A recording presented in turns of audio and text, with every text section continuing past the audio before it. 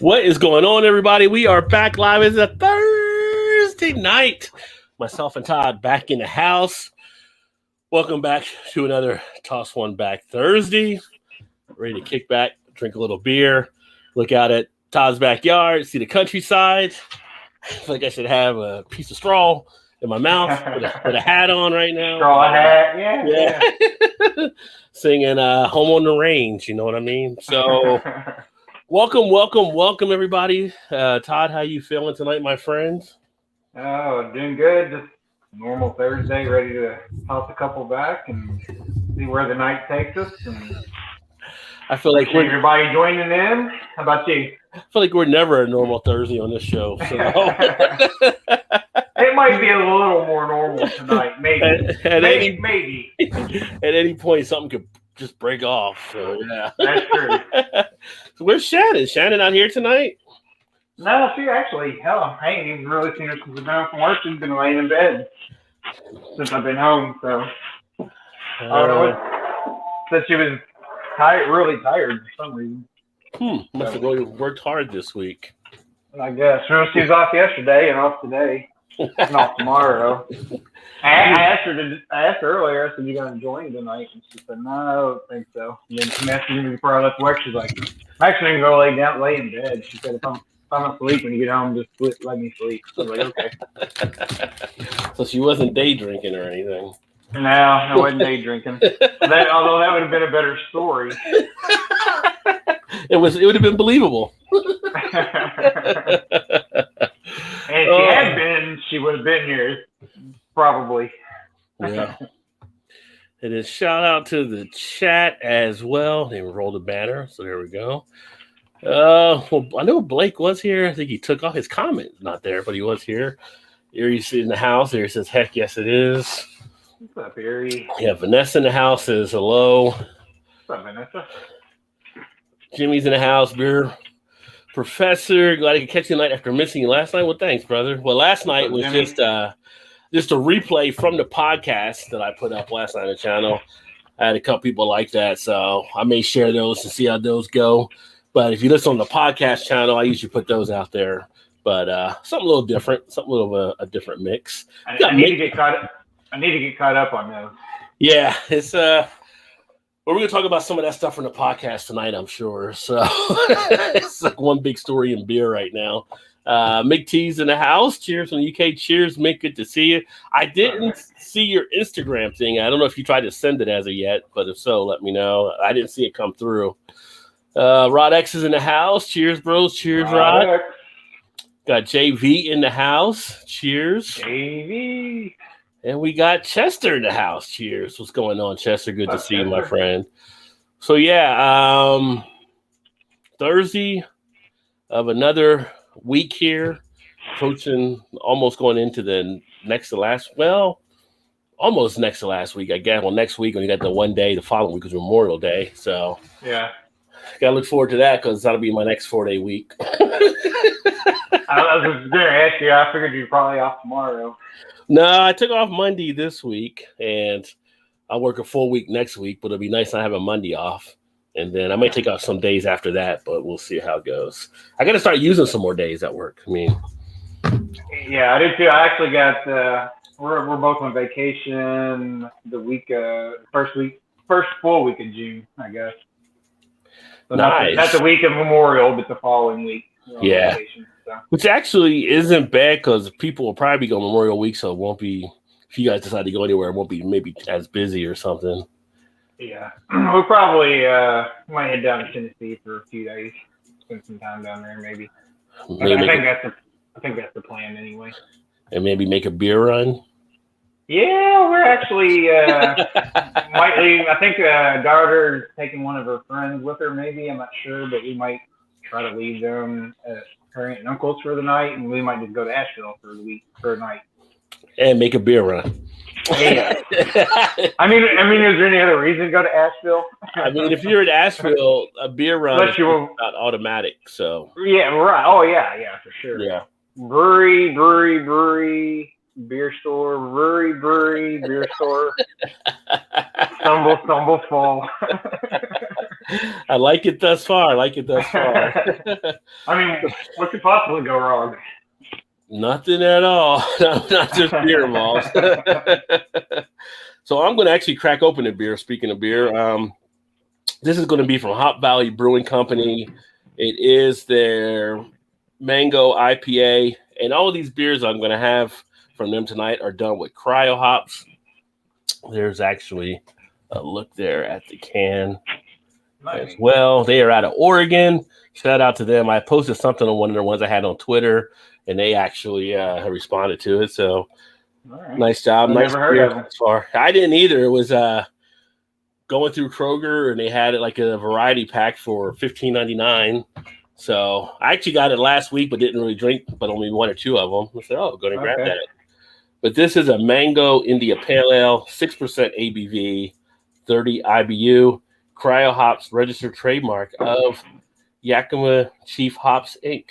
Used with permission. So I guess you need permission to get this hop. So yeah, Mango, Mosaic Cryo hops and Mango Puri partner up to deliver a double punch of flavor and aroma that is sure to leave you craving a sequel. So I got a few of their beers here I'm going to be drinking tonight and enjoying. And I don't know what you got over there on your end. Rodex, you are correct. A beer run can't go wrong. You're right. Yeah, I lost you there for a minute. Now I'm back, I think. So This one I've got, you may have had this one. I'm not sure if it was sent to you. This is Dark Black from Hop Butcher.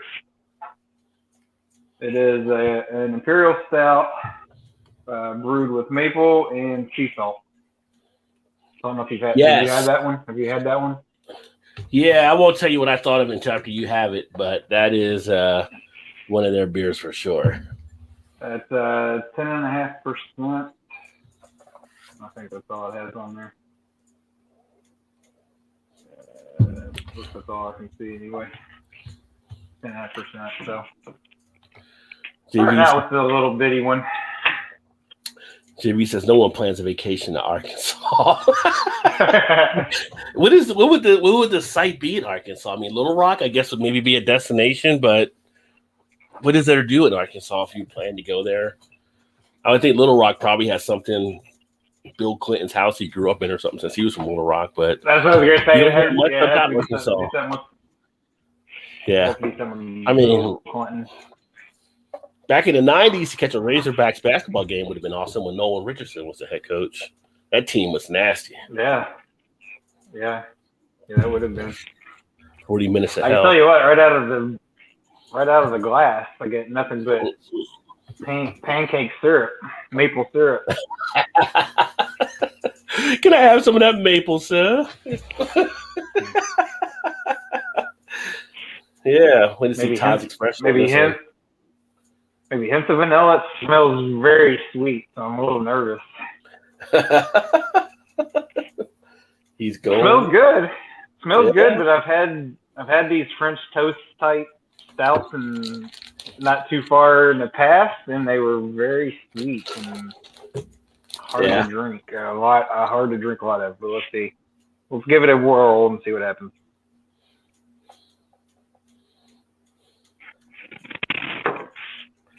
See what Todd thinks of this one, everybody.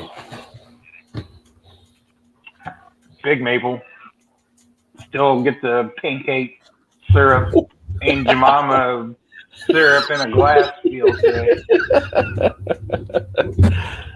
It kind of does kind of coat your tongue a little bit. Got a little bit of hints of vanilla, and not real strong. Mostly maple. So definitely maple for sure. I'd say medium to heavy body on it, probably. Not as sweet. It's still sweet. Don't get me wrong. It's still sweet, but not as sweet as I was anticipating. But definitely one 10.5% definitely has the ABV very well. I don't really get a lot of alcohol in it, so it could be sneaky. But the sweetness of it would keep you from just absolutely downing this thing. But the flavor of it is good. I just couldn't drink very many yet. I'll sip on this one for a little while, for sure. Yeah. It's tasty. It's not terrible. It's not one I'd rush out and probably to buy again. Okay. I think most of the hot butchers I've had have all been IPAs. I think I did have one other stout. I can't remember now. I have to think about it. Yeah, I mean, as it's going down, it's not overly. I'm kind of liking it a little better now that it's sitting here. Yeah. Because it's not nearly as sweet as it smells. I don't know. I'd probably give it around a 4 or something, maybe. 4 out of 5 on Untapped or something. Okay. 3.75 to 4 probably. What'd you think of it? I don't remember if I saw your video on that or not.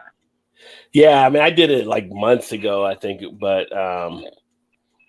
that actually was one of the stouts I probably like the best that they've actually ever done. Probably that's my favorite beer they've actually done. For me, really? Okay. Yeah, but I like a lot of stouts. I like some of the bigger, like sweet types. That's why I always get like the Dragon's Milk, different varieties and stuff like that and everything. But I found that to be. I do too. I mean, I do too. Yeah, I thought it was nice and layered. There was different stuff happening. It had a complexion to it that I really liked from the different things that were taking place. Definitely get the maple. You get the sweetness of vanilla. I didn't find it as overly sweet. I found it to be pretty smooth throughout. I don't know if I would drink them back to back, but I can definitely have a couple of those. Now, in between, but it will sneak up with you with that ABV. A little caveat though, it is probably colder than I would like it to be, and that probably could be. That could definitely play. Let it sit out? It was probably only out maybe 20 minutes before we came on. Okay. Yeah, something like that. Like maybe 30 minutes at the most. Yeah, it's definitely chilled. It needs to warm up a little bit. So as it sits here and warms up, my opinion might change a little bit. Yeah. I give it a good 4 though for now, for sure, right out of the glass. If it warms up, it's kind of messed with my mind a little bit because I was just anticipating this great big sweetness, and it's not as sweet. Yeah. Like I said, don't get me wrong, it's got some sweetness there, but it's not as overpowering sweet. They say like that French toast, Entitled Art French toast or whatever was super sweet. Decadent Ales has a nice French toast beer. Yeah, and there was almost, I'm trying to think, what was the other one?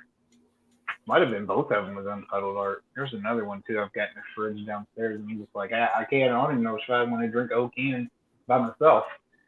Even a 16 ouncer, like I might just want to share that one, so I haven't drank that. That might be the French toast one. I got 2 of them down there that are really sweet. This one's not to that level, and I do like that part of it, that it's not as sweet. It's definitely more drinkable. So I'm hoping as it warms up, my score might go up a little bit on this, actually. As it warms up a little bit. Yeah, something like that. You want around at least 50, 55 or so, maybe even a little bit more. But I found it to be very good. Yeah, probably what I'll do is I'll drink this and I'll leave. I got a good half a can, maybe a little less, and I'm gonna let that sit out for a while, and then visit it and see if it changes. How it changes, if my opinion changes. Right now, that's good. It's good. Like you said, I couldn't drink. I still couldn't drink like back to back of them, or what I was thinking probably. But it's solid. It's a good beer. It's not thin. I mean, it's a solid beer for sure. Yeah, I was pretty impressed with that one that they did. JB said, cheers to Chester. Rod said he tried that Tip Your Cap beer from Boulevard, and it's solid, easy drinking beer. Yeah, I haven't picked that up yet, so try to get that this weekend. If I could find it at one of my local spots, I kind of want to go to Jungle Jim's, but I may go to Jungle Jim's, but I really wasn't looking at getting a bunch of beer. But to go to Jungle Jim's and not leave with a bunch of beer is a hard thing to do. It's almost a given, isn't it? Yeah. There's other stores I can go to, Party Source and all that kind of stuff. I don't feel as bad because Party Source isn't like Jungle Jim, so they have decent stuff, but it's not as much as like you'll see at Jungle Jim's where you want everything on the shelf pretty much. There's lots of outdoor stuff in Arkansas, fishing, hunting, and drinking beer. Well, that's not bad. I mean, long as you don't end up in the hills like Deliverance or something, you're good to go.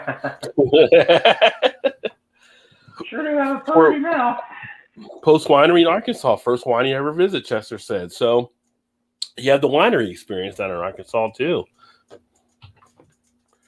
Paul's in the house. Cheers, gents. What is going on, Paul? Because Paul he probably went at boiling and what you're drinking right now. Yeah, I was gonna throw it on the stove real quick. Cheers, Dickie. What is going on out in Vegas tonight, my friend? Good to see you. What's up, Dickie? What's up, Rod? And no curtains. Hashtag no curtains, Todd. What's up, Wayne? That's awesome. That's good. What's going on, Chad? Cheers, everyone. This is, hey. I can't say hello. My oldest dog, he's passing away. Too sad to stay. Oh, sorry to hear about your dog there, Vanessa. Oh. I guess you guys are having him euthanized, I guess. But hopefully, I don't even know what to say. Like, hopefully it goes okay and everything like that. But I know it's tough. I know people are definitely attached to their pets.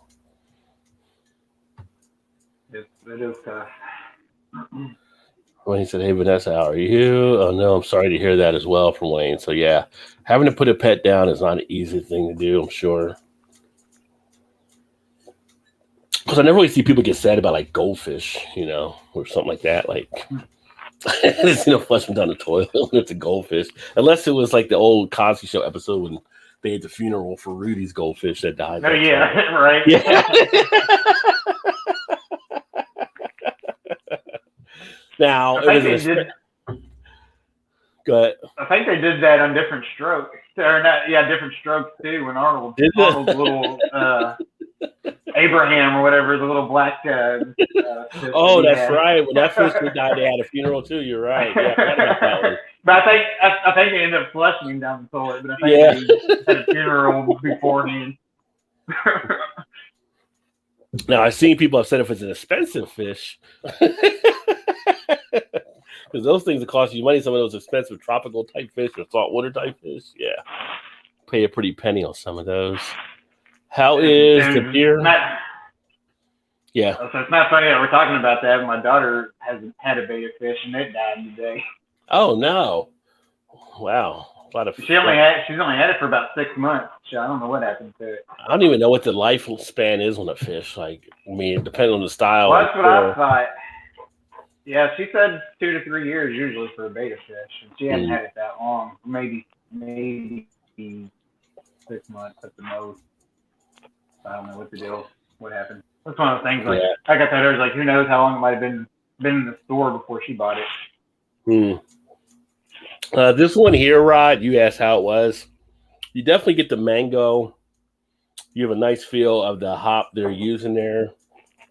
A little bit of a floral type feel on the hop. Typical, almost like IPA. Outside of that, having the mango, you get a little bit of a pininess in there as well. Not as resiny as some of the other IPAs, but goes down rather easily. You see here, it's not really any lacing on the glass, so it didn't really lace too much. It's an okay IPA, not a great one, not a bad one. It's just decent enough. I guess over in the UK, like they call supermarket beers, the beers you get in the supermarket. I mean, that's the first time I've ever seen this one was in Kroger from Hop Valley. So not as familiar with them out of Oregon. I'll have to ask Beer Man about them since he's out there. But not hating on it. And this is like one of the 4 that I actually got. There were a couple other ones here that are pretty decent I've had. There's one I hadn't had yet, which I think was the Bubble stand or the Pat stand of the Bubble. I think it's the Cryo Stash I haven't had yet, which is the Imperial IPA. So looking forward to checking that one out. But at $15.99 a 12-pack for a craft beer isn't a bad price. No, not at all. Pretty decent enough. Let me see. Wayne said, hey to Dickie. BC's in the house. What is going on, BC? Cheers, my friend. What's up, BC? Up there in Michigan representing.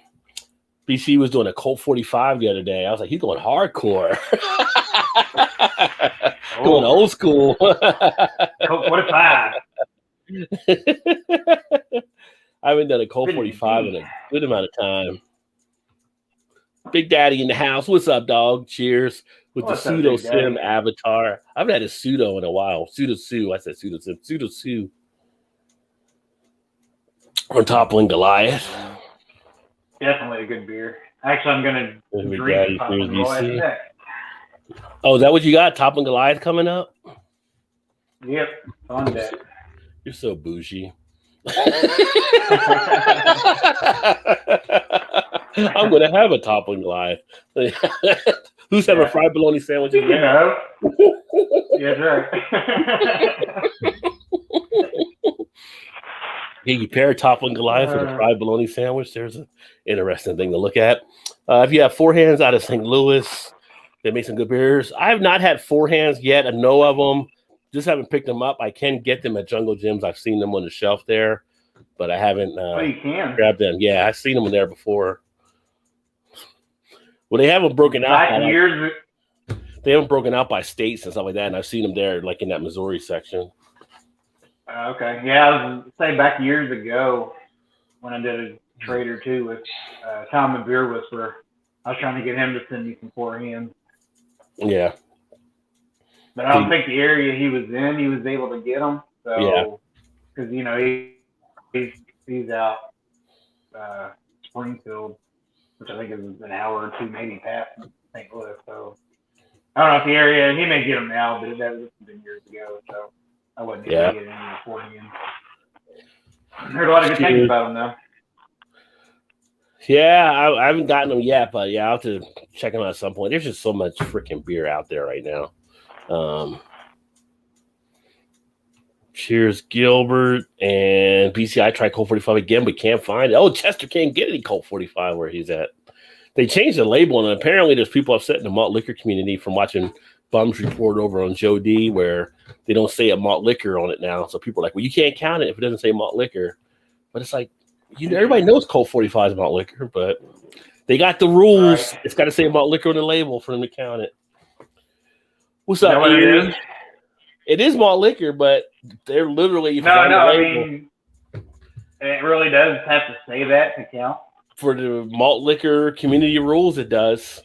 It's got to say malt liquor on the label. So they don't budge off their rules, you know, like Mickey's, fine malt liquor, that passes. Other stuff they have, so yeah, it's got to say it. You watch Joe D, you watch Bum's Malt Liquor Report, he's on it, man. He knows all in and out in the community.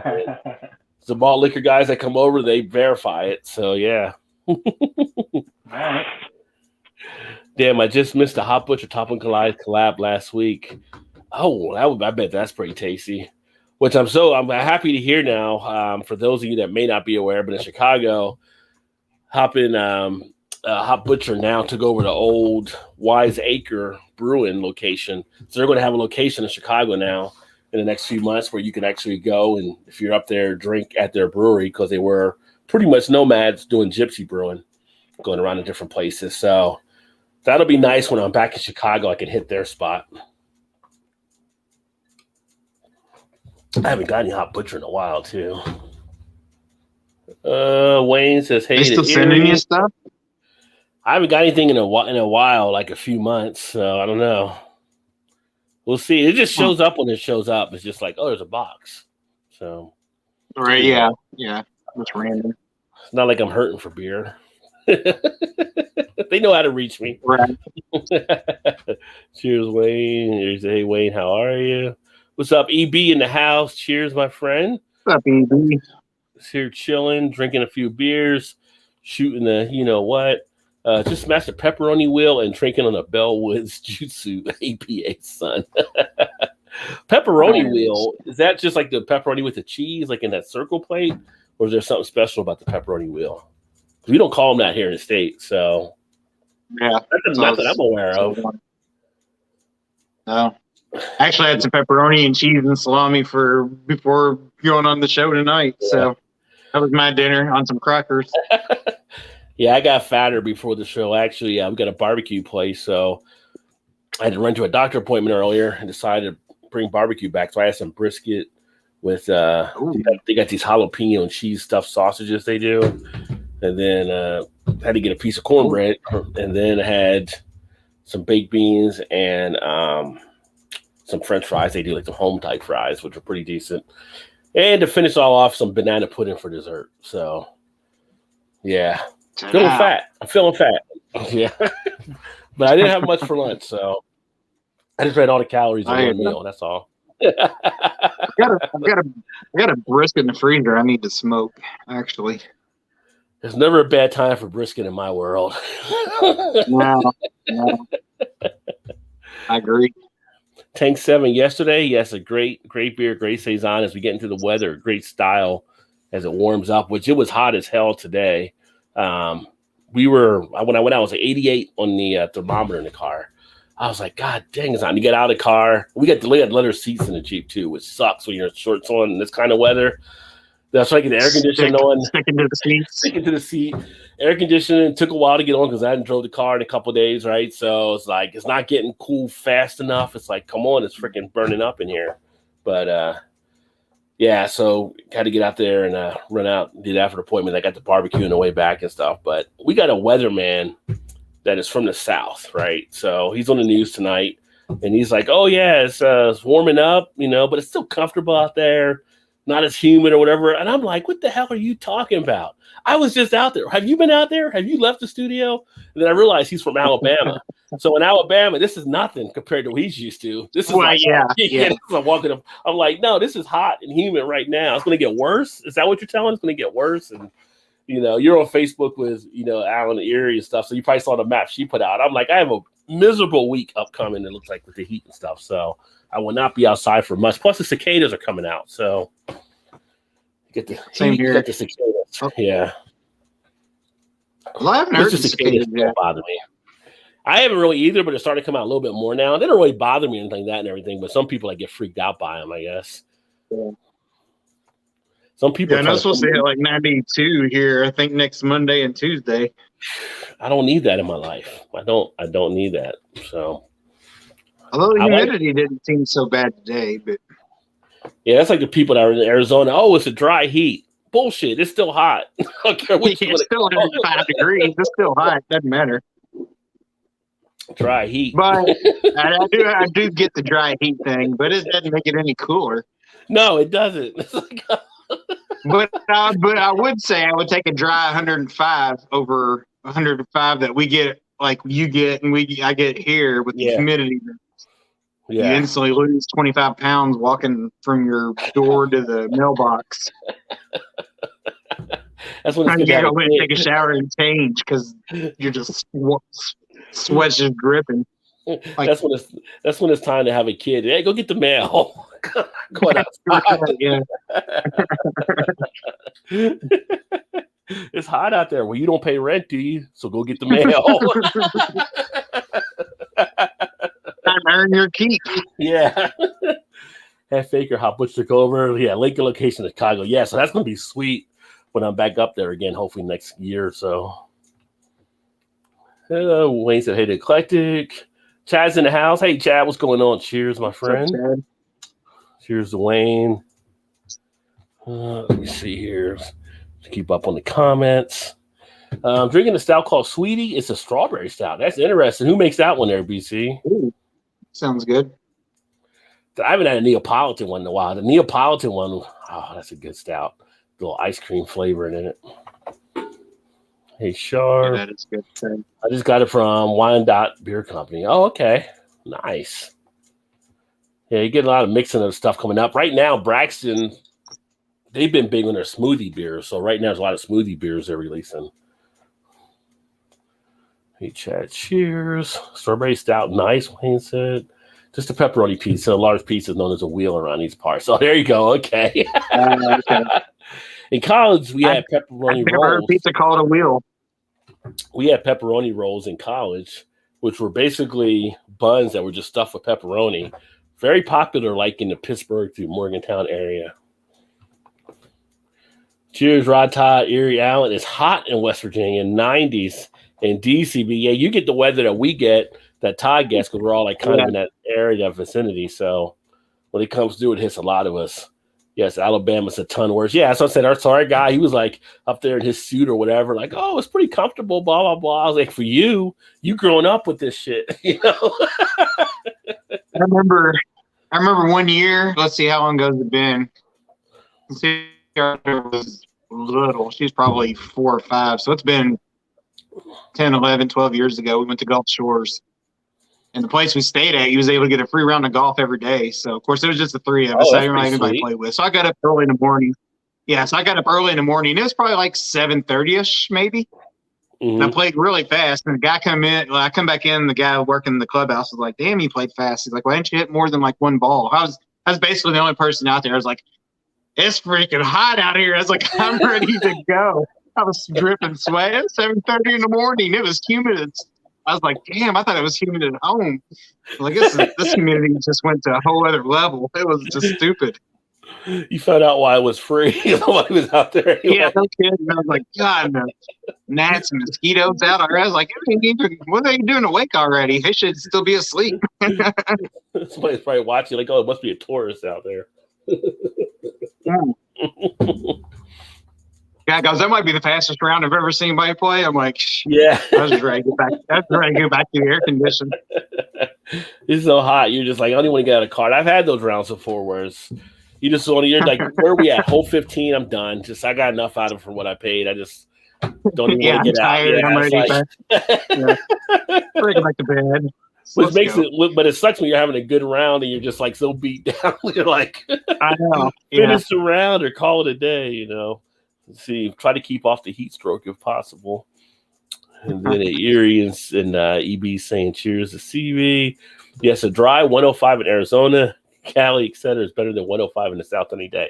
Well, it's better because you don't have the humidity. That's true, but I'm just saying it's still hot though.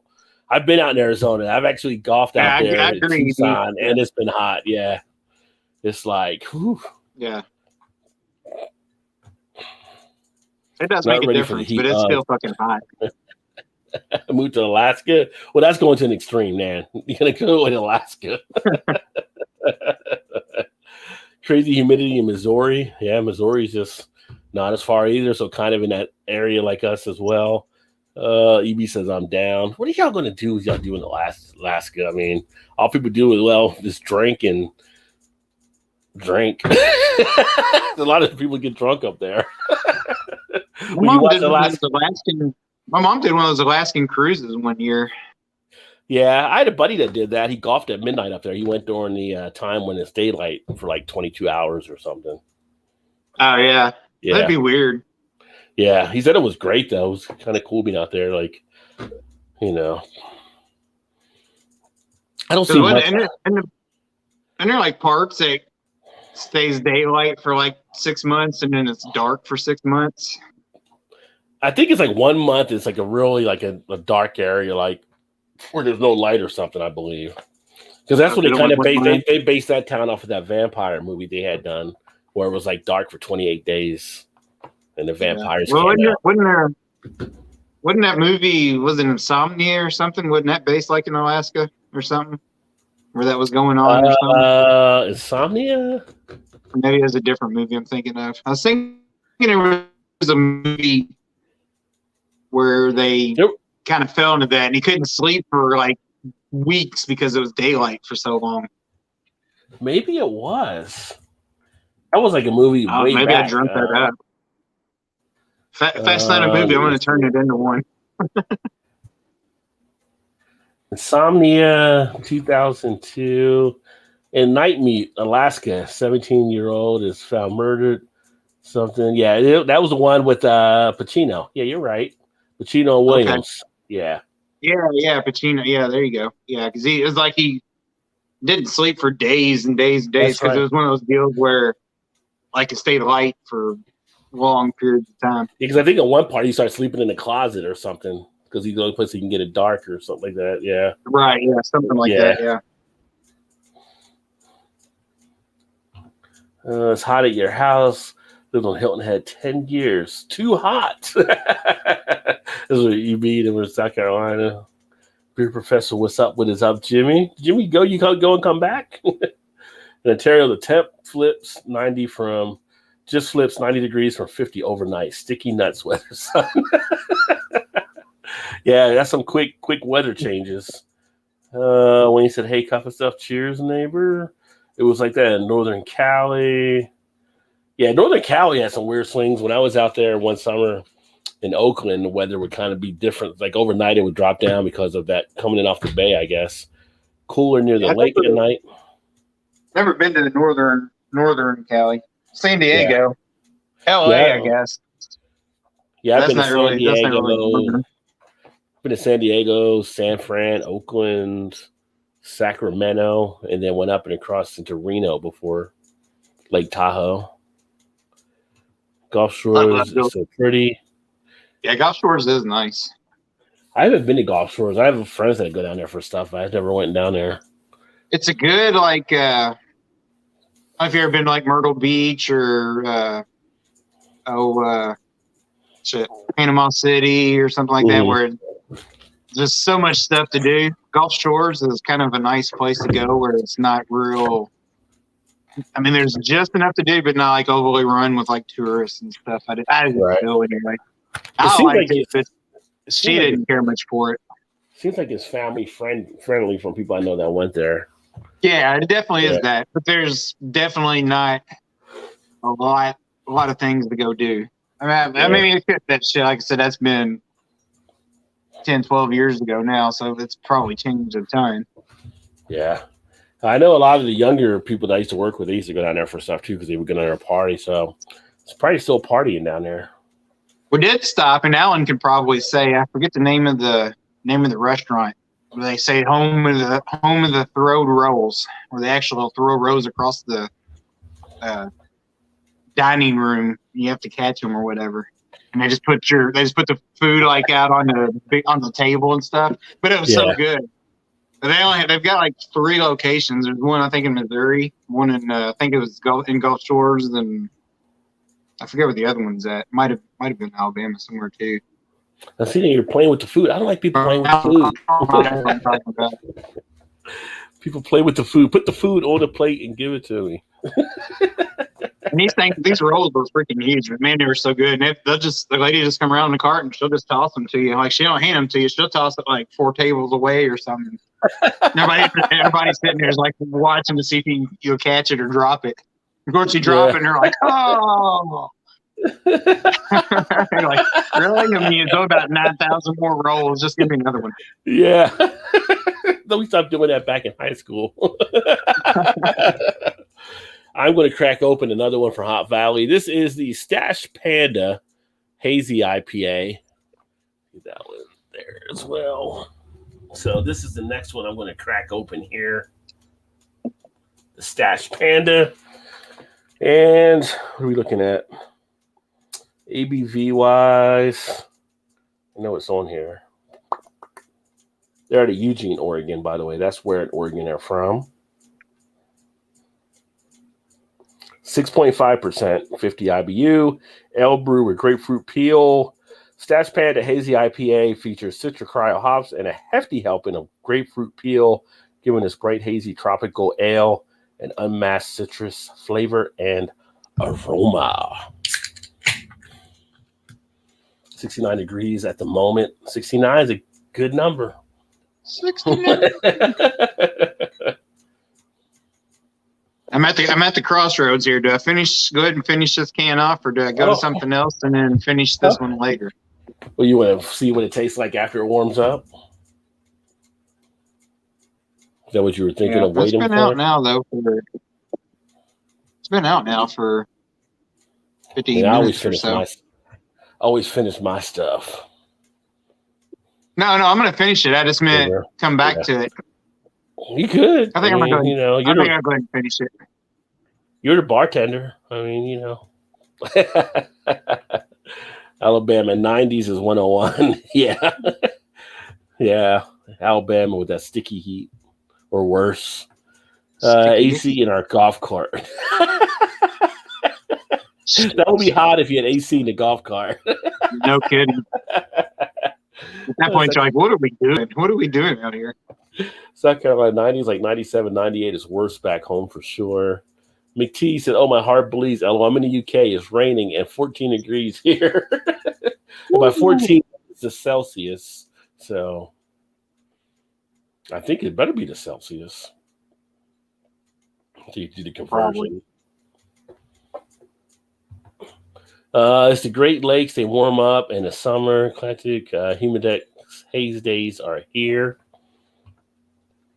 I was at a school in the Coast Guard walking around during the heat of the day and would get asked, how the hell did you walking around? There was no humidity. It's so nice at 100 there.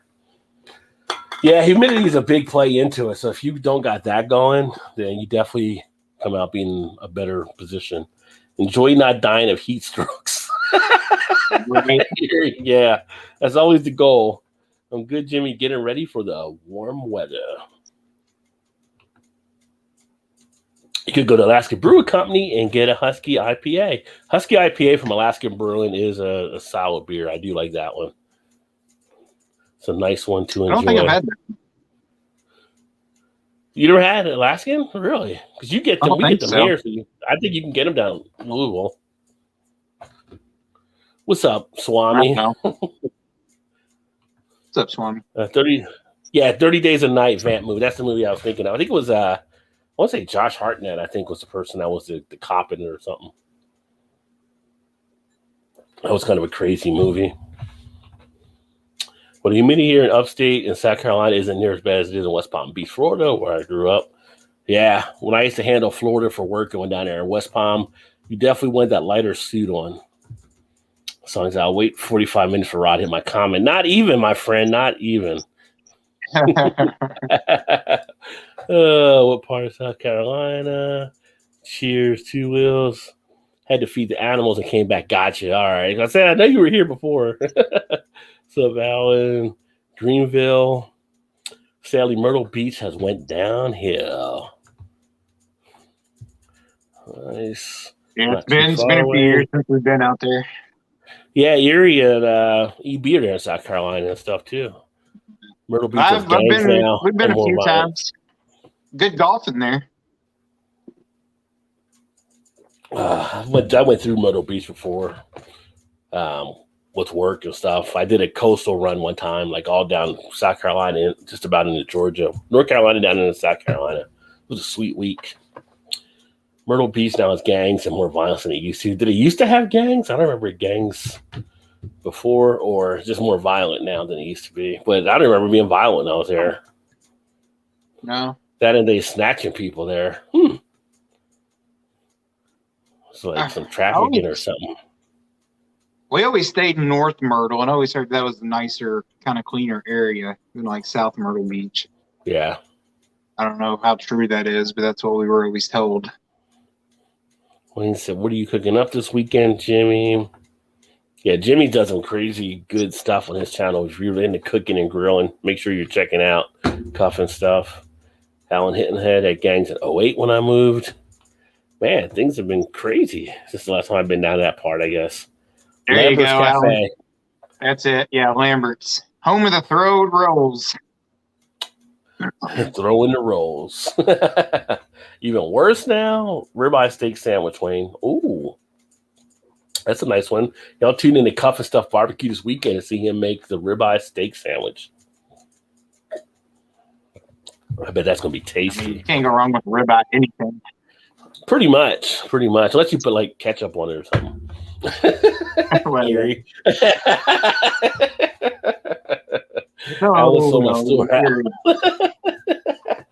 so much storehouse after breaking 4 times. Wow. Don't blame me on that. Yeah, I guess it's kind of crazy there. Sounds great, Jimmy. If you need a taster, I can volunteer. Yeah. Taste tester right there with you. It wasn't as nice and enjoyable now, shooting and drugs. I like dry heat. Humidity sucks, but wind chill is a killer. You're laughing at Erie's comment. Shots fired with the ketchup. She likes her ketchup. Don't turn your back on COD. She'll shoot you. Yeah, well, she'll do that anyway. You got to turn your back. You just shoot you running at her, too. So. That's true. I guess she tries to apologize afterward. Like, But, so you talk about things around beer, and this week was kind of a crazy week in the beer world. I don't know if you saw the stuff that I saw, because obviously I'm definitely pretty much more immersed in it than you are, and had some conversations with different people, and a lot of stuff poured out. on the internet from the different pieces and stuff like that and everything. But it's kind of like right now, the elephant in the room is kind of a week of reflection in the beer industry with all the different things that have happened. So I don't know. Are you familiar with the stuff this week at all, or? To be honest, I'm not. Yeah. So, usually I try to look in on that, but this week's just bad and just haven't really done much of that for whatever reason. Yeah. So I said some stuff on my podcast for the people that heard my podcast. I kind of started off with that this week. I know Dan just did a video, Western Beer Reviews, earlier today. He had spoken about some stuff that he has seen there as well.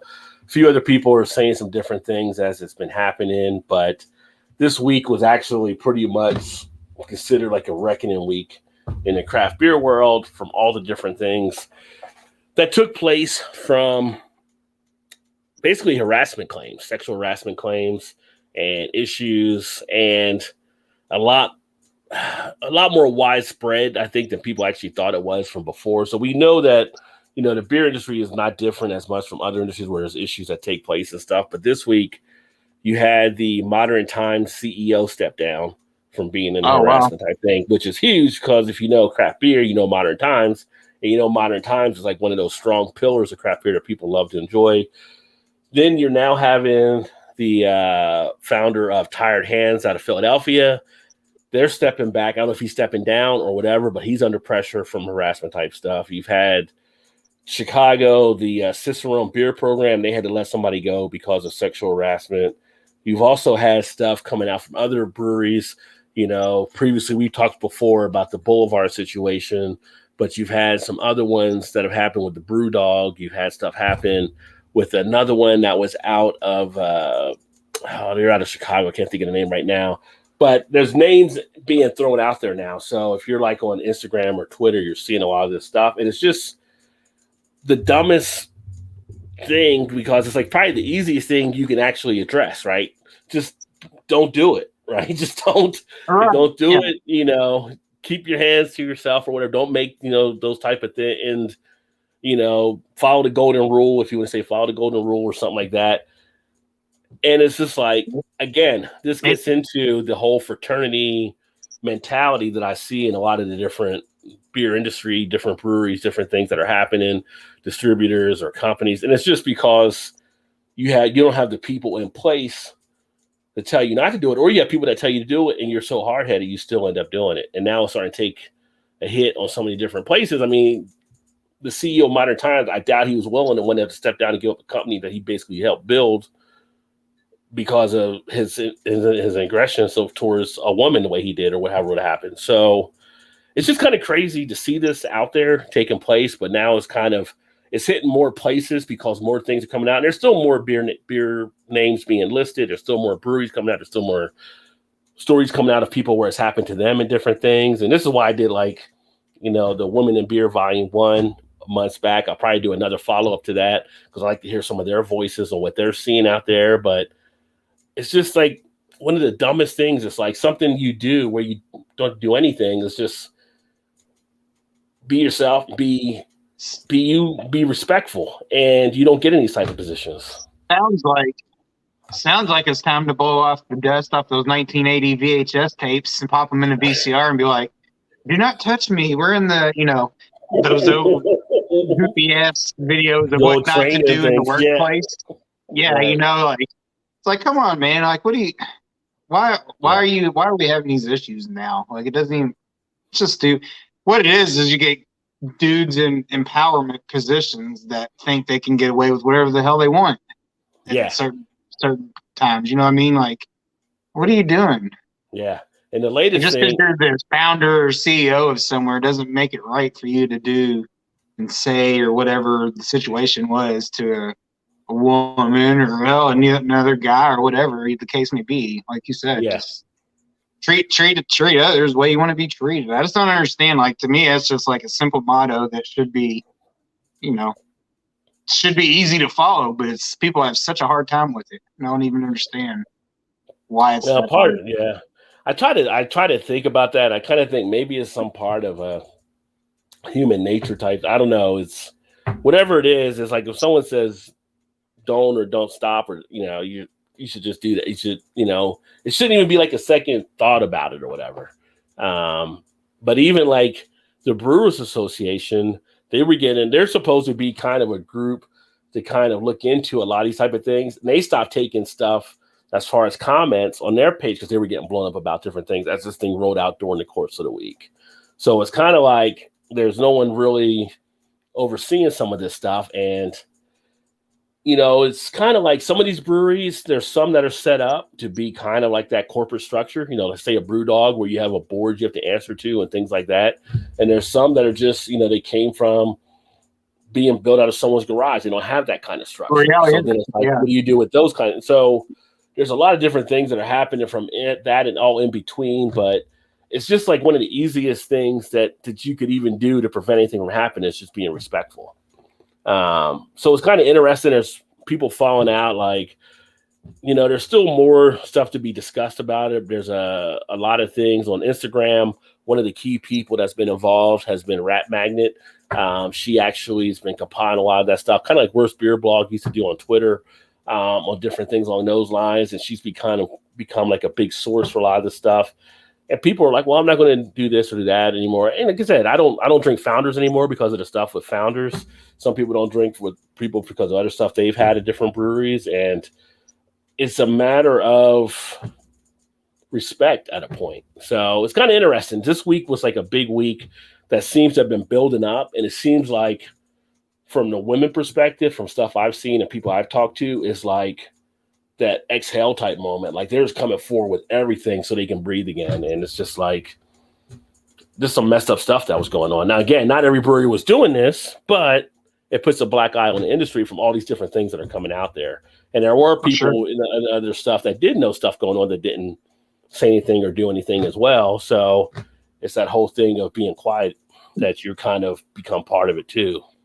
Usually I got one story and the one person to put their foot forward, and then all of a sudden the dominoes start falling. Like kind of like a Deshaun Watson deal. Like the first girl comes out and says whatever she did. Now all of a sudden you're up to 24 women or whatever. It's like first it just takes the one person, and then all of a sudden it's okay for everybody to say something about it or whatever.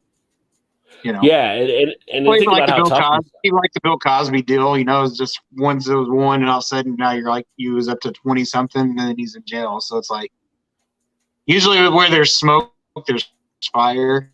But I don't know. Yeah, I mean that's the thing. Still just craziness. Like it shouldn't even happen anyway. Yeah, but I mean it's like the thing is you definitely. These stories come out and people want to vet them and make sure, what happened actually happened and stuff. But you're having a lot of these come up and come out. And the one that was the Boulevard one was one of the crazier ones because they had a farewell party for one of the guys that were doing these things rather than firing them. And they made the employees attend, including some of the employees that had been harassed by the guy, which was crazy along those lines. That's odd in itself. Yeah, I mean, it's just maybe it's a lot of tone deaf type stuff happening out there, but it's crazy. Again, it's the whole ism factor and stuff. I mean, in this case, it's more the sexism that's been coming out this week, but it's just been a matter of just kind of crazy. So I'll keep an eye on different things. I was going to do a video about some of this stuff, but I'm like, I'm going to go live. I'll talk about it tonight on some of the things. But if you guys want to see more on it, there's a lot on my Facebook page. There's a lot on Twitter that I put out there. I shared something tonight about one of the other breweries that basically now they got rid of their founder out in Chicago. So they're looking to go forward on more stuff and to have a higher amount of inclusion and not be that same brewery they were before, so to speak. So some interesting stuff that's taking place there. Let me see here. Gilbert says, I like dry heat. Humidity sucks, but wind chill is the killer. Yeah. Yeah, got the ketchup one already. Myrtle Beach come for the golf stay because of the kidnapping. True story, I guess. Yeah.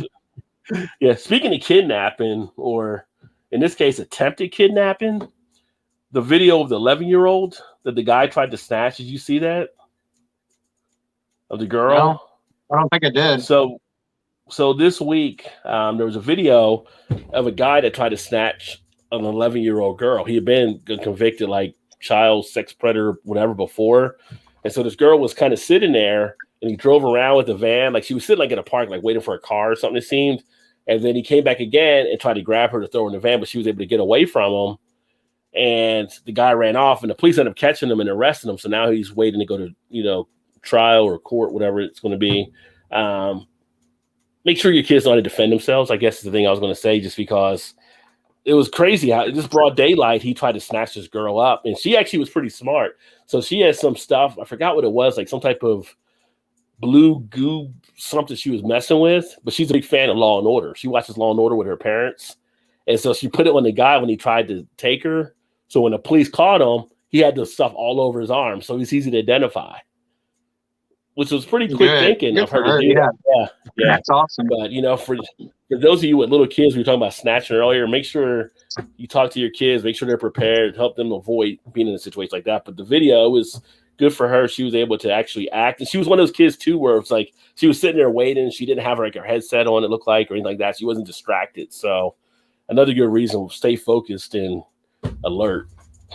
To me, there's not a lower form of life than a pedophile or anything that has to do with hurting kids. Like, to me, it's just like, those people, if they get caught and they know they're, people know they're, I know you right to freedom, free speech, whatever, get right to go to court and defend yourself, whatever. Like, if I could just take them to execution and just be done with it. Don't even waste anybody's time and money. Don't go past go. Don't go past go. Like $200. Yeah, exactly. Like, what are you doing? Why are you messing with little kids? One, can't defend themselves. Two, what's your fetish with little kids to begin with? Like, it just doesn't even make any sense to me. To me, that angers me more than probably anything that anybody could possibly do to anybody else. Like a human killing an adult killing an adult. Okay. Killing a kid, that's way different to me. Like, I don't know why, but it's just. Well, kids are they're defenseless. Yeah, it's a level. I was actually. Yeah, I have no comments for that. Yeah. Cuff said, we don't allow ketchup on the property. So Erie could come over, Jimmy. Rob, what happened about Boulevard? So with Boulevard actually ended up, the president stepped down. They lost like 2 or 3 upper key management. Everybody that had been involved in doing something, the employees actually shut it down, and they all took a united stand, and they forced out all the management that was causing the issues and things like that. So Boulevard actually bounced back from it, and to them, I applaud them. I actually spoke to one of the women that was harassed there, that went through the situation, and she doesn't hold a grudge against the Boulevard themselves. She's like, people were asking her if they should boycott all that stuff, and she was saying no because of the employees that actually work there and everything like that. She wants them to be supportive. So Boulevard themselves, with the employees and United Stand, I feel like supporting them now, supporting the employees that did the right thing. So I have no issue with like getting Boulevard beers and drinking their stuff and knowing they actually did that kind of stuff. It's kind of like if they did something like that with Founders, I'd probably go back, because I can't see drinking Founders with their current management team, even though they're trying to say this or that. I still don't trust them, and I still don't think they did enough for what they were dealing with the racism type issues. So I was happy to see what Boulevard did there. Modern times, the founder took it upon himself to step down and make the adjustments that were needed. I think there was another employee they got rid of as well. So wait to see what happens there. But there was a 6-page letter that he actually put out that people were going through as well. To me, it seems sincere enough that it's kind of like he realized he effed up on that and stepped away because of it. He wants to succeed and not be held back because of him. So I feel like he did the proper acknowledgement of what happened. Tired Hands, there's people saying Tired Hands was more of a publicity type thing than actually they felt being sincere. So it'll be interesting to see what people think about that and how they go forward. But all this information, like I said, it's all out there on different stuff. And, people are going to make their decisions on what they want to drink or what they want to enjoy. And, it's all up to how you feel about it, I guess, along those lines. And this happens not just, like I said, in beer. It happens in industry and all kinds of stuff. There's companies that do all kinds of things they're not supposed to do either. But it's kind of like once it comes to light, it's how you deal with it at that point. Yeah. It's kind of the individual then. Mm-hmm. I mean, you're always based on what you know when you know what information is presented in front of you. So as you get more details, you can make more of a clear decision that suits you. Oh, what is that one here? We did safety purposes. Who's that by? Toppling Goliath. Oh, okay. You did say you were getting Toppling Goliath there. Yeah. I think they actually might have one or two new ones from them today. Hit the liquor store today. Yeah. I have to go back and check it again now. Usually Thursdays is kind of a Wednesday, Thursday is usually kind of a big beer release day. Not release day, but their new shipments come in. Yeah. Smart. Yeah. On the ketchup, are you saying, EB, not having ketchup on the property? Your wife might throw a frying pan at you. Just be careful. Yeah. Bell's Beers have been putting out tweets about that today. Yeah, I think there's definitely been. I didn't see any from Bell's, so I'm kind of interested in what they said. I'll have to check that later. I know there's been some breweries that have been putting out tweets showing support for the women coming forward and stuff like that as well, which is great to see. Like I said, it's not all the breweries. If you look at the vast 8,000 whatever breweries we have now, you're talking about probably at this point under 50 or so that I'm aware of. Now, there could be more that we don't know about, but it's not that's been publicized. It's definitely been not as many that have had these kind of situations take place. But it is something that's noticed. It is something that's being recognized, and a lot of people are starting to address it there. So it's just like, just treat people with respect. You don't put yourself in those type of positions. What's up, Trez? Trez in the house. Cheers, homie. What's up, Trez? Happy Thursday to you. Sorry, the Reds today, man. Woo, shit. 19-4. Yeah, I was gonna say, what was the final? I saw it was 18-1 or some shit like that. What is it like? I've seen this happen with another team early this year too, because now people were pissed at one player because he hit a home run off of them. But apparently the Reds did it today. They got position players pitching that aren't pitchers. Like, are we running out? Our teams running out of pitchers that they got to throw other people in there? Like, and then one position player came in, guy knocked a home run off of him. He only threw like 45 miles an hour. Yeah. What they do, they just try to save arms at that point. It's like we already lost, so now we're just gonna throw guys in there. I saw that the other day. It was just like a couple days ago. They got mad about it. Like, what do you want me to do? Like, well, you throwing it up here, I'm gonna hit the shit out of it. His own GM was mad because he swung with a 3-0. He knocked out of the park. I'm like, dude, why are you mad at your own guy? Like, that's on the other team, People are trying to hold him on. Like, people get mad when the one player here in the Reds, I think this is the second baseman we got now, who's been like playing like crazy. Like Aria or something, or something. I think it was, he hit it and he flexed on a pitcher, and they were upset about it. Like, who cares? It's like, that's part of the game. Like, people do stuff in basketball all the time. People do stuff in football. So white is like, baseball's got to be this wholesome type thing, which baseball has scandals behind it for years on different things. So, like, don't act like baseball's some special sport. People still are emotional. That'd be throwing them a parade if you get to put the ball in play. There's so many strikeouts these days. Like, nobody hits the ball anymore. Like, if you bat over 230, you're top notch nowadays. Isn't that crazy? Baseball's gotten ridiculous anymore. It used to be like 350 or something. Now it's like it is in the 200s. Yeah, that was stupid. Like, I'm a huge baseball fan, and I don't even where the game is right now. I don't really like it. Yeah, well, the whole extra innings rule when they start somebody on second base, I think is just like stupid. Yeah, try to speed up the game. Well, if you want to speed up the game, don't start them on second base. Make everybody start like softball, 1 ball, 1 strike. Something like that, right? So you have less to deal with on the mound. But to give someone second base if someone gets a hit or lucky hit and they score that guy, that's not fair to the teams, in my opinion. I'd almost honestly like to see him move the pitcher's mound back. I think pitching before. They moved it at one point, I thought, or they raised it or moved it. But they raised the mound up is what they did. I'd almost like to see them either lower the mound or move it back even 2 or 3 feet. Like pitching's gotten so dominant now. Like everybody and their brother now throws 100 an hour.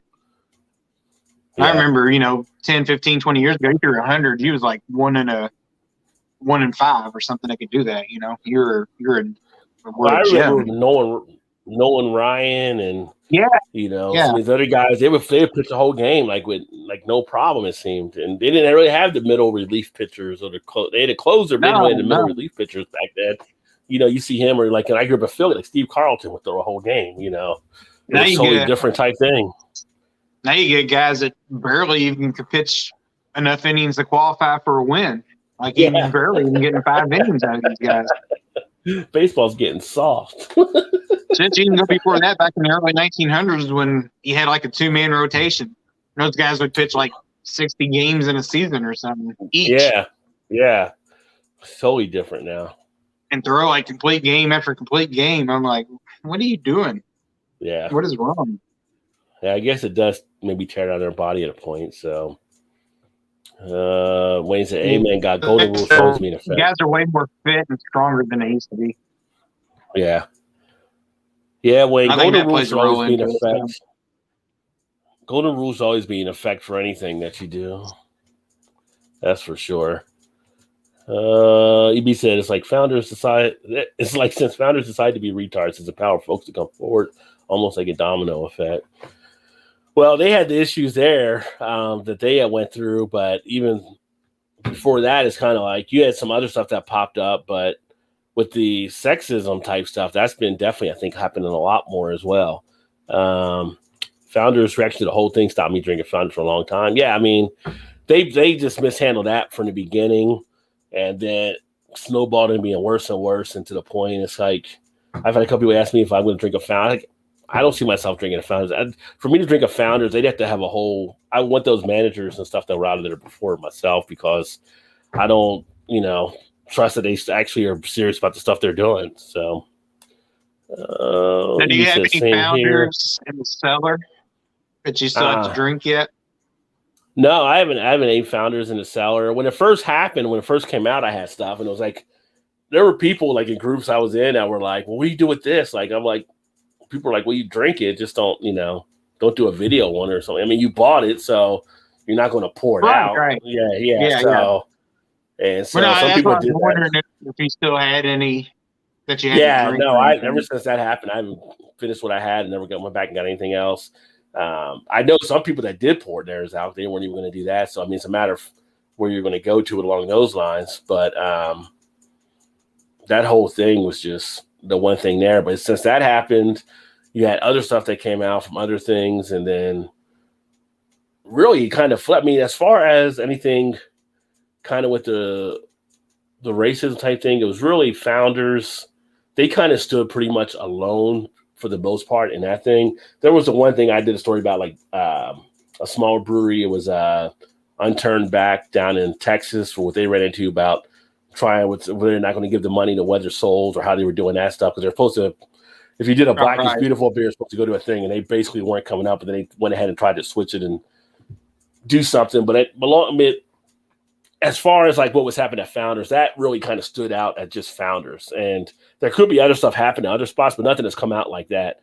This thing that happened with Modern and what happened with Brewdog and what happened with all these other breweries is something that seems to be a constantly evolving thing that more and more people seem to just be coming out from and stuff. Like, I still think we'll get more people that are coming out saying things along those lines. Now, the thing will be, again, and you always want to listen out to see what happened, because I think it's bad to automatically assume that something may not happen, but people are going to want to vet the whole story through as well to make sure other people just aren't jumping on the bandwagon.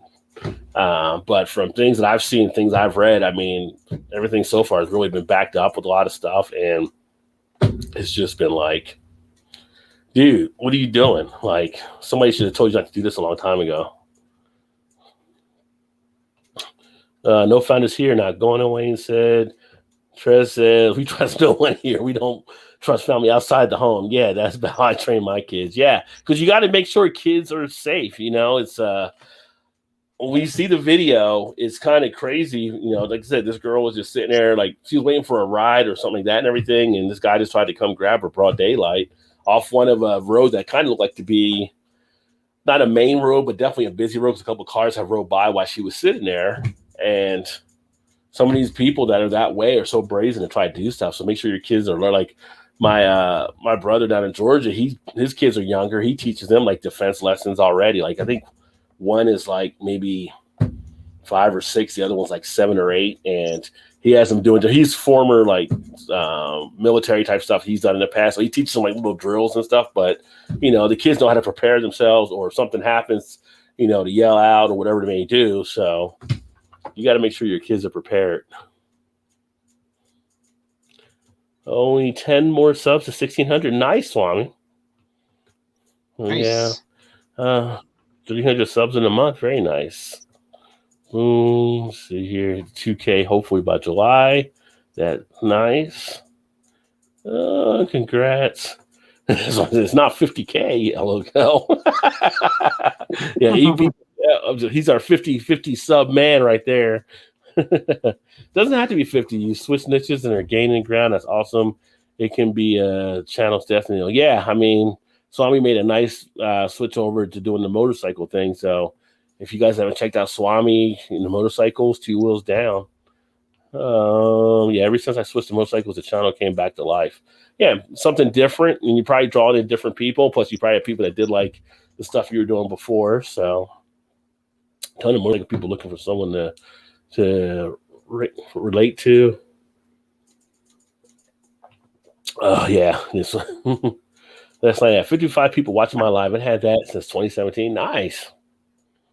Got an IPA and a blended Scotch, aged 8 years. Very nice, Chad. I haven't had a Scotch in a while. Yes, awesome. Ooh, IPA and Scotch, EB says. What's up, DD? Cheers. What's going on, my friend? What's up, Double D? Swami, your show's good. You'll be at 50K soon, CB said. There you go. Definitely will. Just wanted to stop in and hit the like, go to bed, and get a good sleep. Jesus. Tee off 9 a.m. and it's a 1-hour ride. Hard job, but someone has to do it. Look at you. Playing golf again on a Friday. Somebody has to do it. Such a late tee time, 9 a.m. Keep them straight in the fairway, right? Swami needs to interview David like you did, Alan. Have a good one, D-Deem.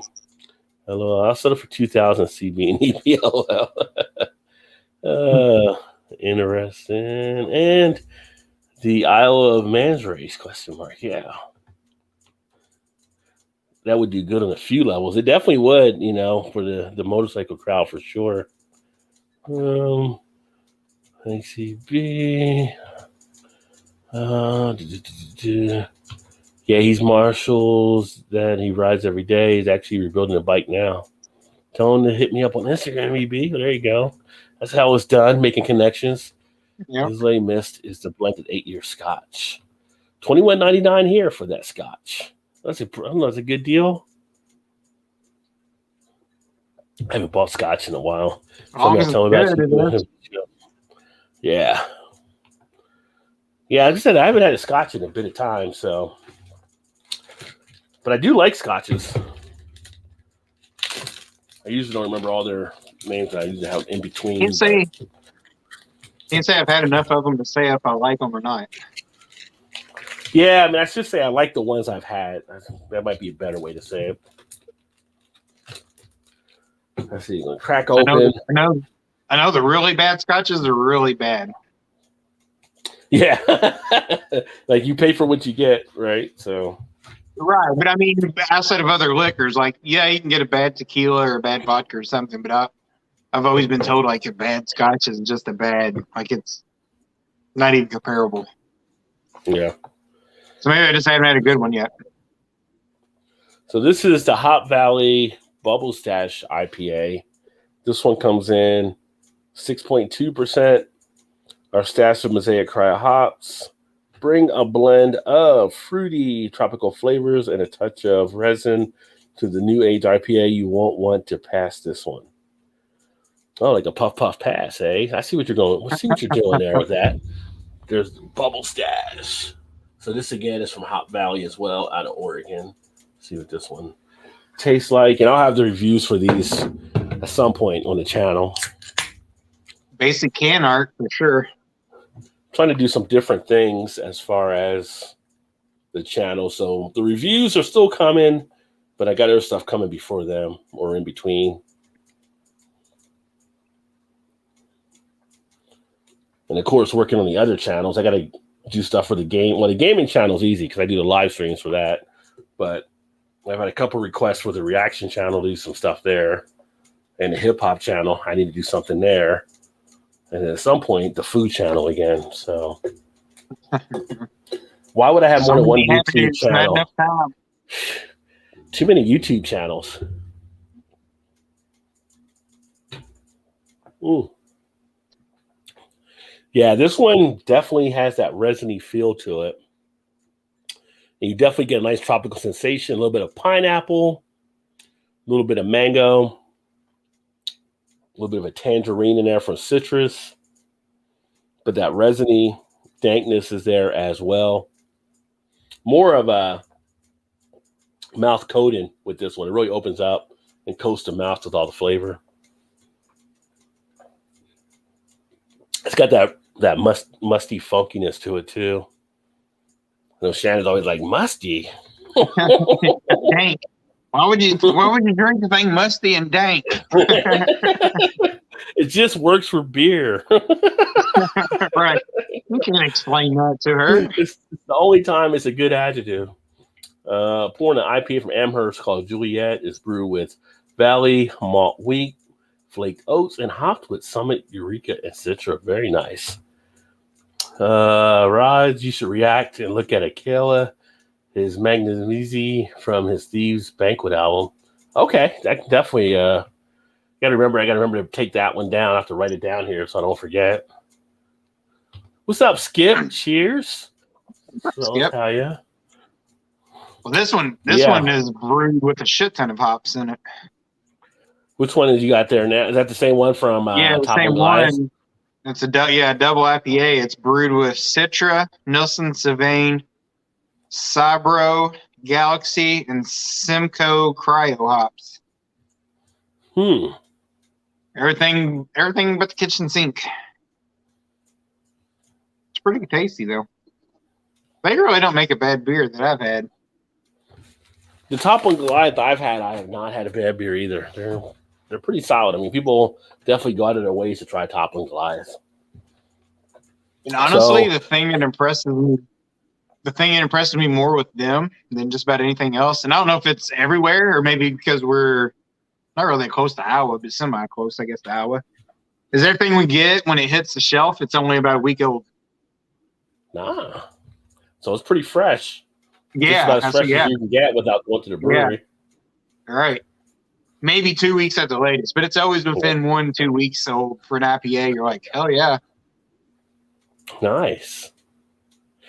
Well, tonight, let me go back here.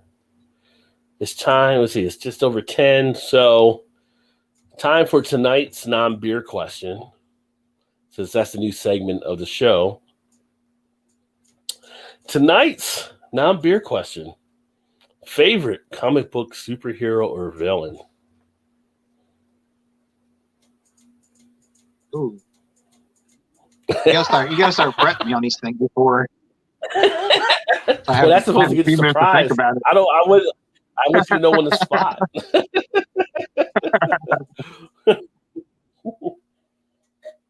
Favorite superhero or villain? Or villain. Favorite comic book superhero or villain? That's a nice non-beer question. Because we've done so much with the 80s and everything else. I had to figure out something else so we could. Yeah. I had to get away from movies and music. Yeah. That's always a mainstay. Oh, man. I'll have to think about that one for a minute. I'm not as big into the comic scene as I used to be. Right. So I don't know as much as some of the newer, I don't say newer, but like more spotlighted characters now, like in the Marvel movies or whatever that's come out recently, recently. There's always one that tries to get two people. You got to choose one, but he has Spider-Man from Marvel and the Flash for DC from EB. So which one will be your top one from the two? I think I know what your top one is, actually. Spider-Man, that's a good one. Always, I don't know. Always kind of like Batman. Spider-Man. Spider-Man for the win. That's not yours, though, is it? No, that was EB's. Like, I knew he was a big Spider-Man. But I didn't know if he was. I don't know if he was following first. Yeah, but Spider-Man would be great superhero. I'd have to put. I'd probably have to put. I don't know. Batman would probably be up there. Probably. I kind of like Iron Man a little bit too, though. I don't know. That's a tough question. You're going for the rich guys. I see what you're doing. Yeah. I ain't bougie after all, you know. Yeah. I used to read Iron Man as a kid. Iron Man was always a favorite as well back in the day. I liked Iron Man better than kind of as a comic, I liked Iron Man better than Batman, but you didn't really have Iron Man movies like you did with the Batman movie, so you kind of would watch until recently. Until recently, yeah. And in a weird way, he kind of made Iron Man even more cool. Yeah. EB says Spider-Man for his wit and abilities. Yeah, but is Spider-Man limited at some points? Like if you're in the desert and Spider-Man can't really swing off buildings, is he still as valuable? True, he's always in the city. He's always in the city, but if he's not in the city, can he still win a fight being in the middle of the desert? And all the witty, like there's different people in the Spider-Man that some are as witty as some of the other ones. Is it the young one, like the one that we have now playing Spider-Man, or is it like a Tobey Maguire Spider-Man, or is it, because the one playing it now is like a high school kid, really. So different levels of the Spider-Man. Marvel or DC, either one, Chad. Batman and Scarecrow. So that's what Gilbert's. I think Gilbert was looking at it if I had like a hero and a villain. I was thinking but Batman and Scarecrow. Yeah, I don't know about villain. Honestly. Yes, I think for me, it would Joker, be I guess. Joker's a good villain. For me, superhero was always like my favorite. Was pretty much Wolverine. Growing up, so he was always like Wolverine. Yeah, he was always the top that's a good one. Yeah. As far as like villain, someone later on like Doomsday was always a tough villain. When we were like kids growing up, we had like super friends, but all the villains were like kind of hokey and that type of thing. They weren't really anything. Kind of like yeah, it worked. Or you think like a Lex Luthor, but Lex Luthor's kind of like a psychotic type person, like kind of a little crazy. But Joker was one of my favorite villains. Yeah.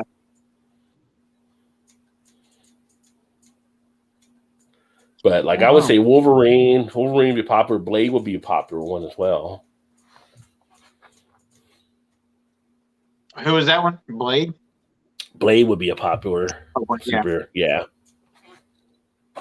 Yeah, Doomsday, Darkseid, Comic Spidey, fuck the actors. The one that plays Spider-Man now is actually pretty good, I think. The one that's been in the Avengers movies and stuff. Plus, Marissa Tomei is his aunt, so he's already got a better thing going. Hey, there you go. I used to collect Aquaman comic books back in the early 80s, 90s. Yeah, Aquaman. It was like Aquaman. That'd be kind of one of those like. There's a GIF that shows like Aquaman, Wonder Woman, Batman, and Robin, and it's like the Super Friends, and they're talking, and Aquaman says like something like, "What can I do?" And Robin's like, "If we need water, we'll let you know." You know, like, Right, yeah. like Yeah. go if it's not in the ocean, we can't help this like type situation. Like you're kind of limited. Yeah, it's kind of like Spider-Man in the desert, kind of limited, right? You can only do so much. Although Spider could True. he can still shoot his web. It's just like he's not swinging all over the place as much. He still have the agility. The other one I always thought was kind of hokey was Iron Fist. Yeah. I mean, I just thought it was like, I don't know. I mean, what do you really do? Like your fist you can punch somebody's lights out. I don't know. What do you do with what can you do though? Besides that, well, if he hits you, you definitely were hurt. That's for sure. well, no, I know that. I don't disagree with that. It's like just don't get close to him. Yeah, I didn't read the Luke Cage comics. I didn't read those when I was a kid, but the show made me wish I would have read some of his stuff because he had a pretty cool character as well. So did Jessica Jones. She was pretty cool character. Yeah. Those were a good series. Yeah. Let me see. Chad said, "I love Cyclops." Yeah, Cyclops was okay, but see, Cyclops was like an adversary for Wolverine in a way because they both were into Jean Grey. So,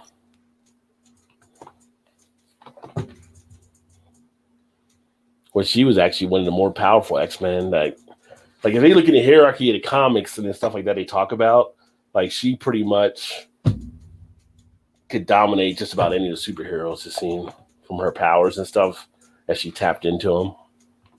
CP says, "Okay, sauna time." Oh, let me see here. Tom Holland plays a better Spidey personality-wise. And is more representative of early Spidey in the comics. Garfield has the best wit, and Cocky is a Spidey.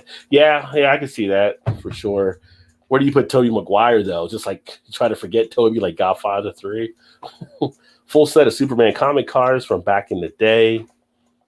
Oh, I bet those are worth some money, too, Chad. Hope you got those wrapped up. He-Man or Rocket Robin Hood? I remember when they made the He-Man movie back in the day. That was terrible.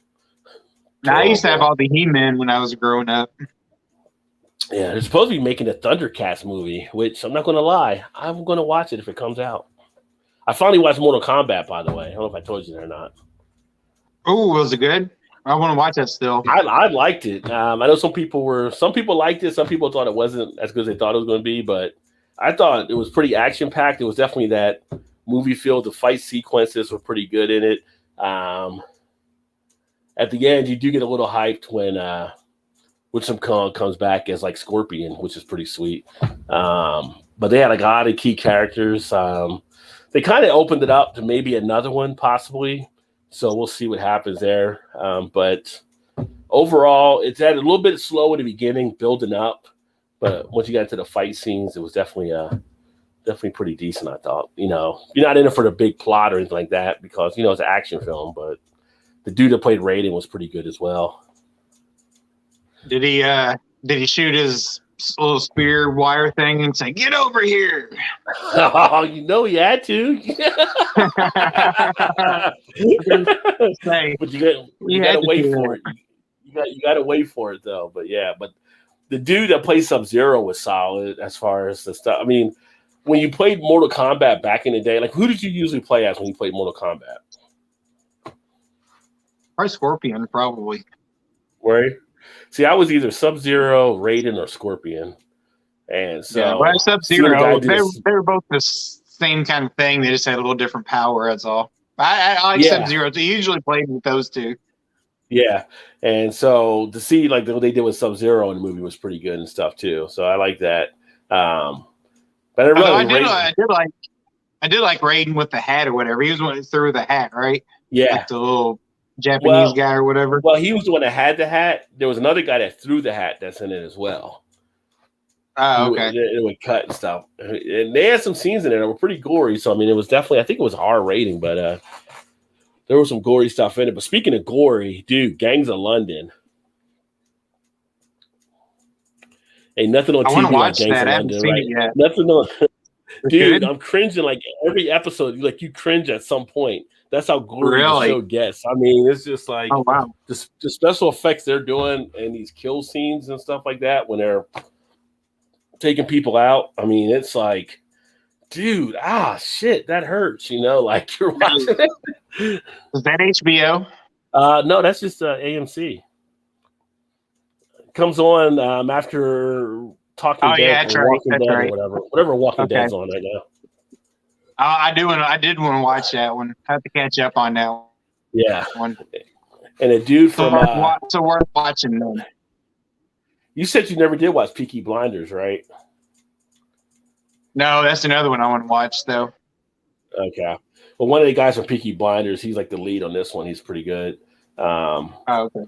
But yes, the writing's good. It's all set like over in the UK pretty much, and the acting is solid. But dude, some of the kill scenes, it's just like, whew, you feel like you gotta. I'll DVR usually, so I'll pause it at times. Like, dude, that's just uncalled for. Like, I grew up watching Faces of Death, so it doesn't really faze me to see stuff like that. There's like scenes that are like, what? Flashbacks. Yeah. Like, what the hell? Oh man. Let's see, Trent says, why haven't the African American community been granted an anti-hate crimes bill like the Asian community? I can't get this out of my head.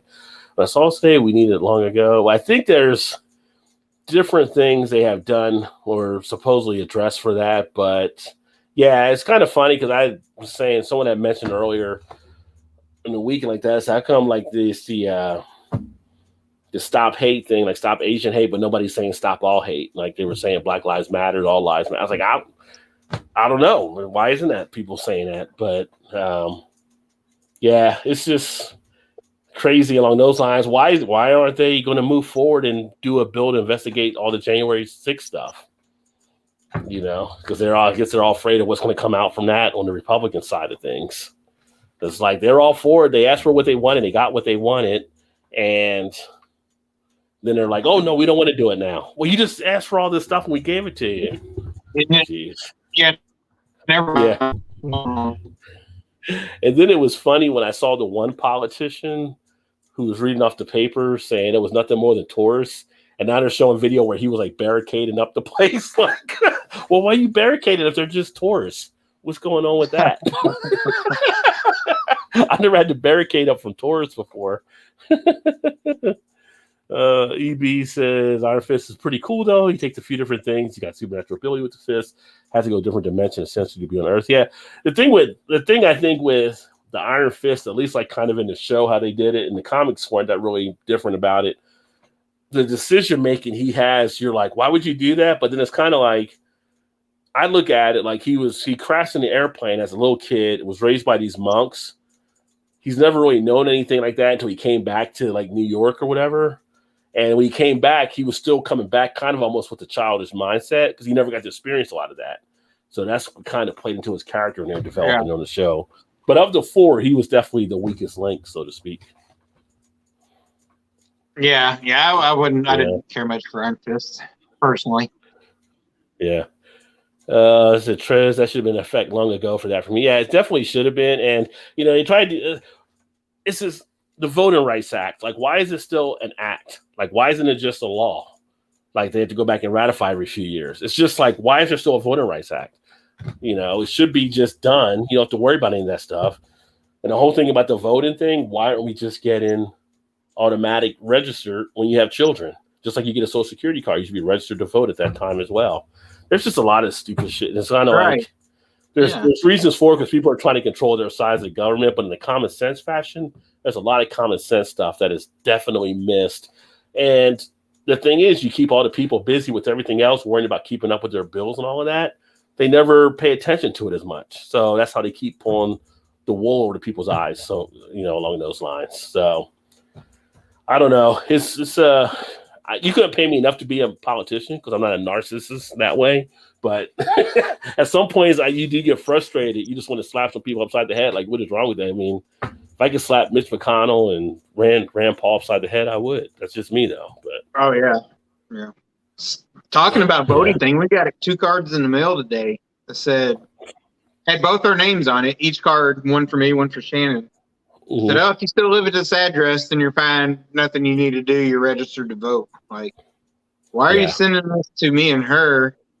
But if they lived at this address, like that doesn't make no sense. Like you, when you're born, you get a social security number. You should be registered to vote. If you're registered, you should be registered automatically to be able to vote down the line, unless something happens and you go, I guess, to prison or whatever, where you're not able to vote because of that. That's a whole different thing. Right. But you should be automatically set. I mean, that's how a lot of other countries do it. Good to go.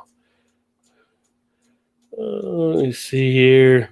Kevin Smith is relaunching the He-Man. Oh, I didn't know that. I like Kevin Smith. He does some good stuff. Skip said, how's your guys' night going good. Drinking some beers, talking about different stuff. We covered a lot of stuff before you got in a little bit. Talked about this week in beer and all the sexual harassment stuff happening. And we were talking about the non-beer question tonight. I think you were here by then, like favorite comic book hero, villain type thing. Now we got a little bit of the politics stuff going. We're just kind of kicking it and definitely relaxing as we head into the Friday. And don't forget, Todd, they did an update on, if you do the Call of Duty, they did an update for Warfare, Warzone. What is that? Modern Warfare, right? That's it's like 38 gigs or something. Oh, geez. I don't even play that one anymore anyway. Kung Lao throws that. So, he was actually in the movie as well. So, Kung Lao was the one that threw that, And heading out, he felt like good evening. Brayden just had the pointed hat, right? Yeah, he was the pointed one, with the eyes that were like lightning. Man, that Thundercats need to come back, plus Eat the Cat. Well, the Thundercats movie looks like it'll be interesting to come back. Actually, right now, Batista was pitching to get a movie done. I'm trying to think which movie it was. It was one of the old comic book movies that Batista's trying to be the actor for. So I can see it here. But she's actually done okay as an actor, coming over from wrestling.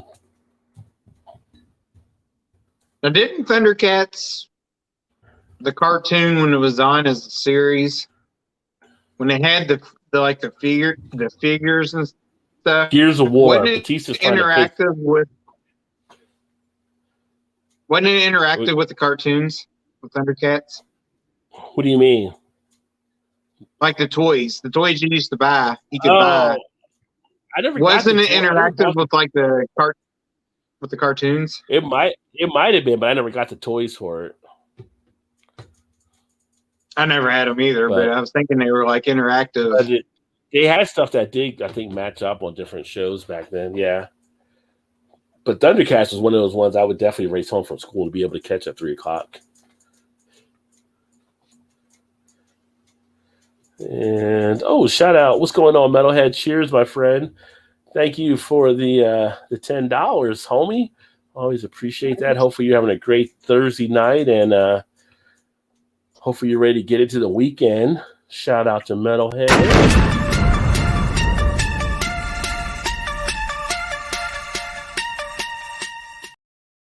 Always appreciative. So thank you very much. Y'all know Metalhead. Check out Metalhead as well. And what are you drinking on tonight, my friend? Thanks for the answer. Love you, brother. Love all race off. Yeah, you too, homie.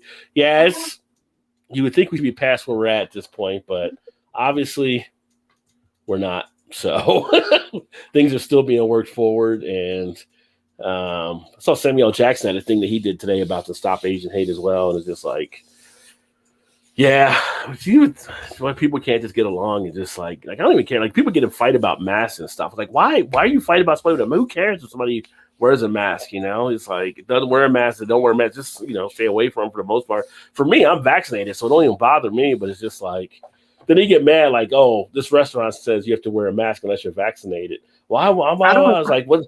just don't go to the restaurant if it pisses you off. No one's forcing you into that restaurant. That. Yeah, I never understood that either. My brother-in-law, Shannon's brother, he's kind of that way in those things. Like, and he's vaccinated, but yeah, he still gets pissed when you got to go in someplace. Like, you got to wear a mask, or I don't want to go there. Like, well, what difference does it make? Like, you have to wear it from the door to your seat. Then you sit down and drink beer. You ain't got to wear it. What difference? Does it really bother you that much? I can't understand. Not just him, but like anybody in general. Like, does it really matter? I mean, you got to wear a shirt and pants. So what's the difference?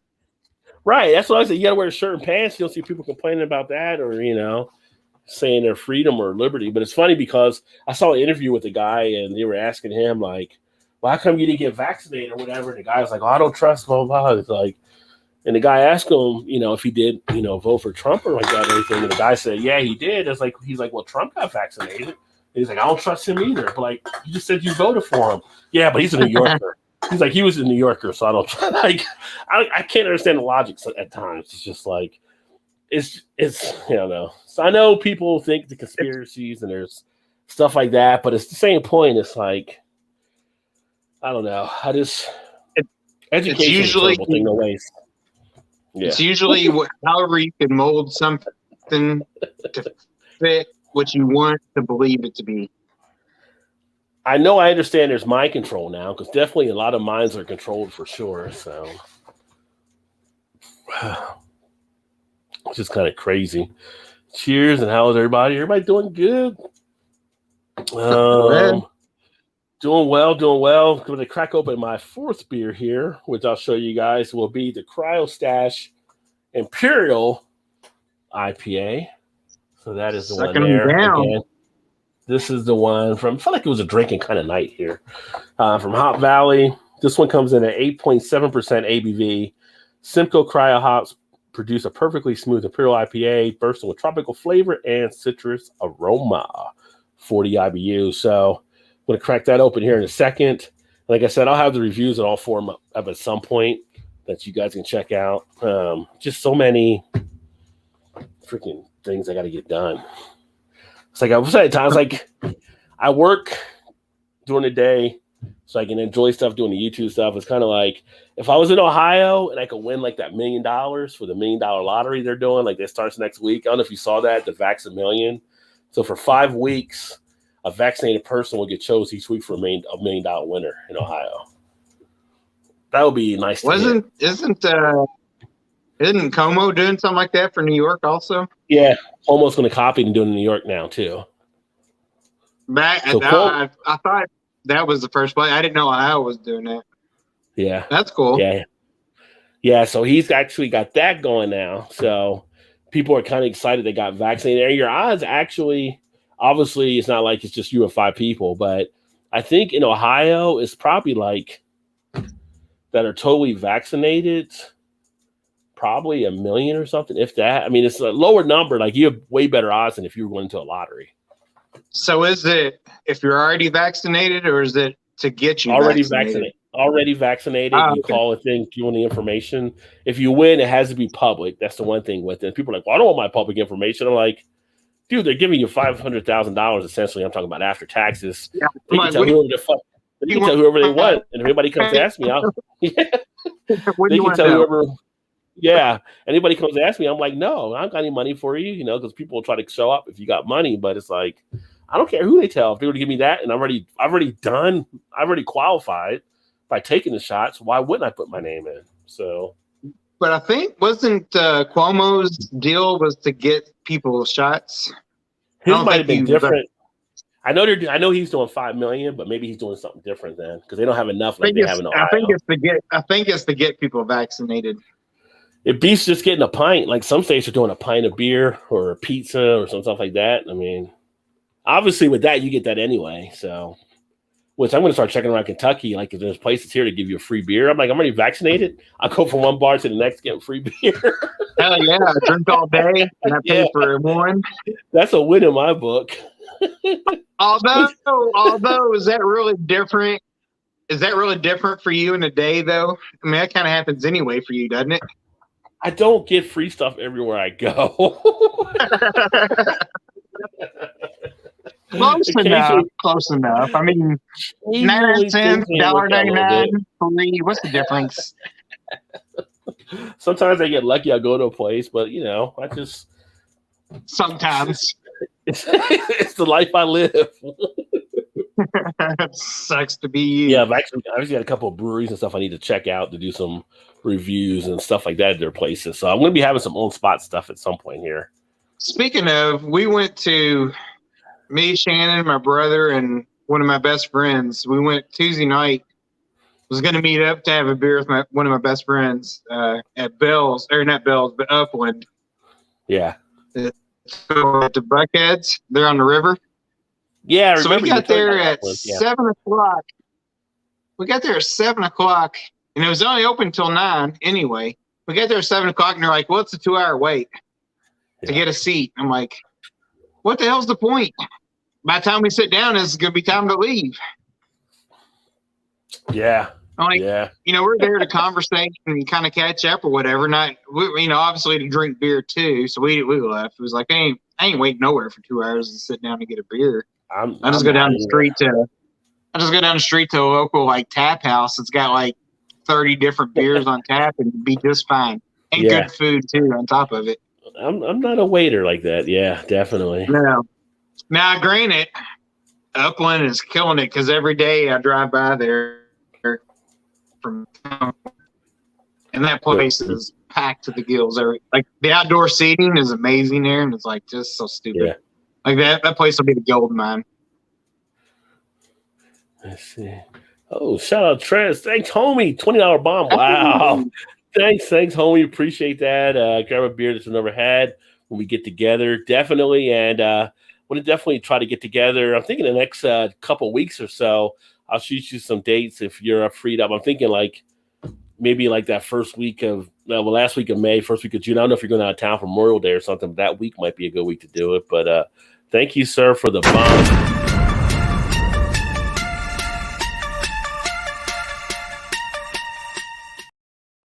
Always appreciate that, and nobody's ever obligated, but always appreciate it. Awesome. But next couple of weeks, let's get together and get that all set up and everything along those lines. And I said, just have myself a nitro cold brew. I love just coffee and had some cold Coors Light fridge, also some warm old for later. What do you think of the Guinness Nitro cold brew? By the way, Metalhead, it's funny. I'm starting to get a lot of looks at that review I did on that a few weeks ago. So. It's like the regular Guinness with some coffee in it, I thought, but I like Guinness. That Guinness, the Guinness draft is kind of or the Guinness Nitro, the lower Guinnesses are still good, but that damn foreign extra is so damn good. I haven't had the Nitro. Yeah. You haven't tried the Guinness Nitro yet? I haven't had that Nitro. Yeah.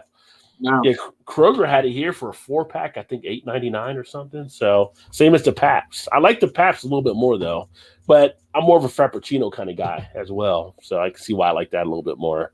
Yeah. Let's see here. Trying to slide all down through the comments. ZD with Hunt's pasta sauce with spicy sausage is for dinner. Nice. I actually made spaghetti earlier this week. It's funny. Last week, it's good. I got beef and we had spaghetti here. We had pasta. I said, we got spaghetti or whatever. And the wife's like, oh, yeah, we could have spaghetti. And it's where's the tomato sauce? Well, we don't have any. Well, how am I going to make spaghetti with it? Yeah. I got a can of tomato sauce and diced tomato. I'm like, I'm going to make this project style or some shit right now. So I'm in there. I'm like, hell yeah. It came out good, but it was kind of I was looking for a bottle of the Classico or the Ragu or Prego or something. It's this is going to be different, but it was all good. I can make something. Maybe on Friday, have cereal with no milk. I ain't got no milk. Yeah.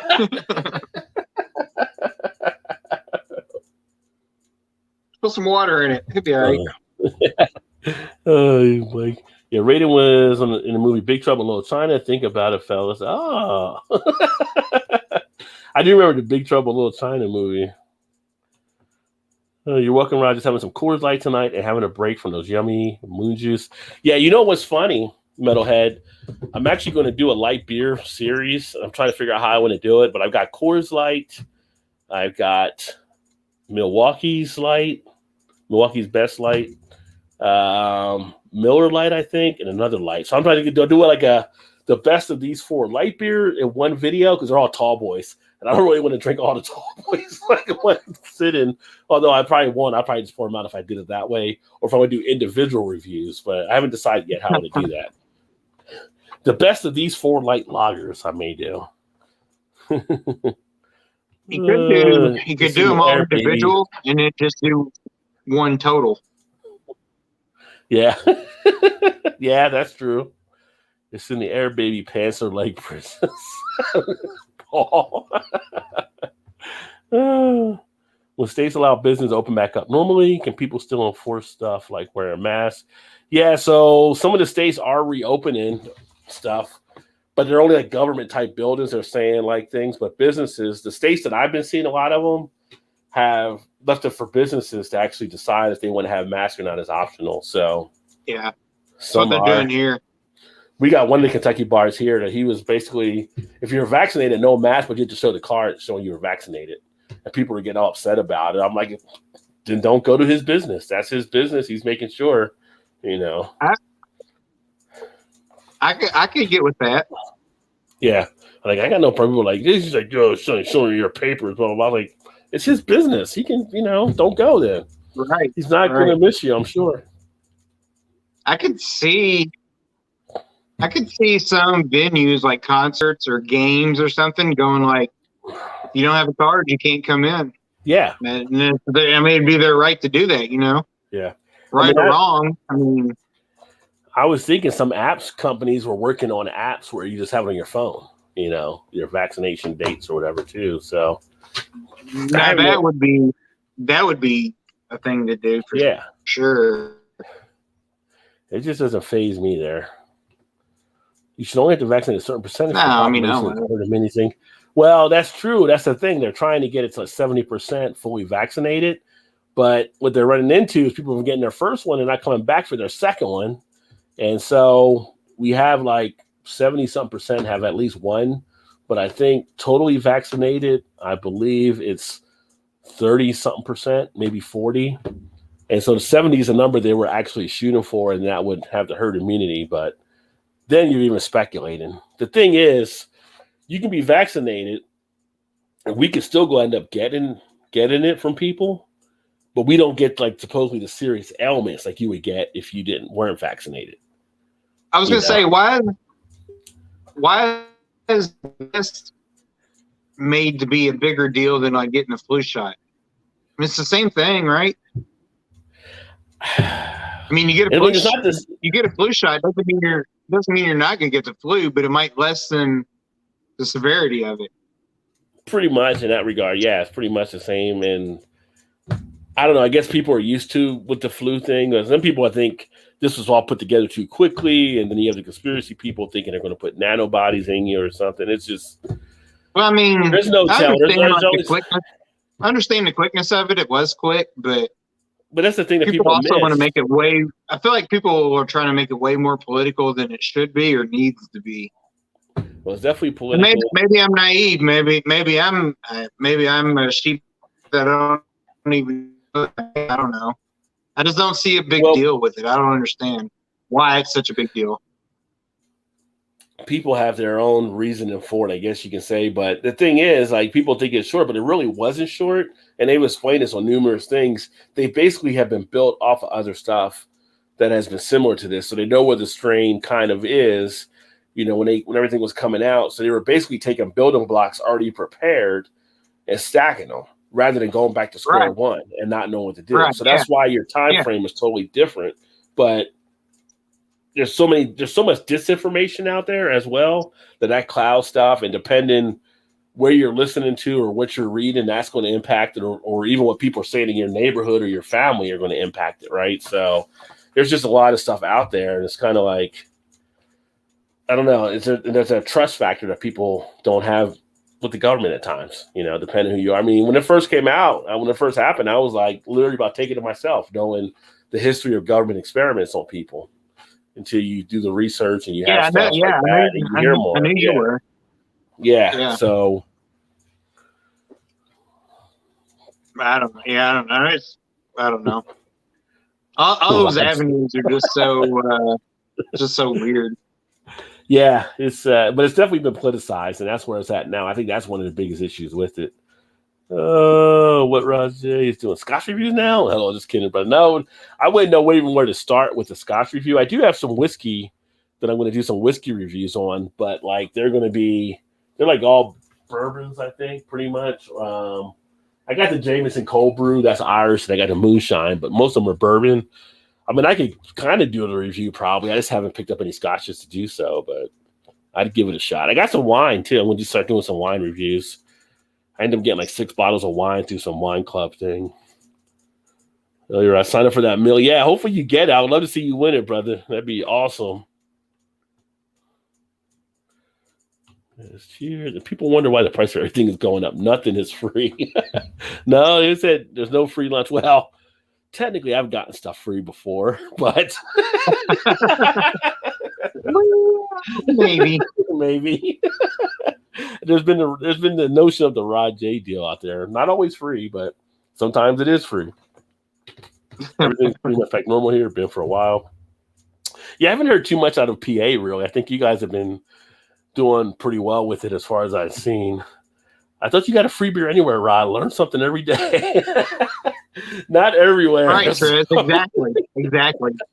Don't let him fool you. He gets free shit all the time, everywhere. I always try to pay. I'm surprised when they don't let me pay it sometimes.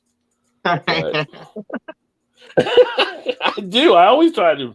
I mean, if I go to a brewery, sometimes I'll do a review. It's only happened a few times, and it's like when I went up to Ohio, I did that Black Oyster video. I wasn't expecting the brewer to sit there for 3 hours with me to do a live stream, which was awesome. And I went to go pay the tab, and they're like, "Oh no, you're good. We just love being on your show." And I was like, "Wow, that's kind of nice." I'm like, I'll show up at another brewery, do another show. It doesn't always happen, Yeah. People come over and say hi or whatever, and they go back and do their business. It's like, hey, you don't know who I am. You don't know who I am. So, nothing wrong with that. Mm-hmm. Oh, Just jealousy speaking when we speak like that. Yeah. Definitely more malty with an Imperial, of course, but that's expected.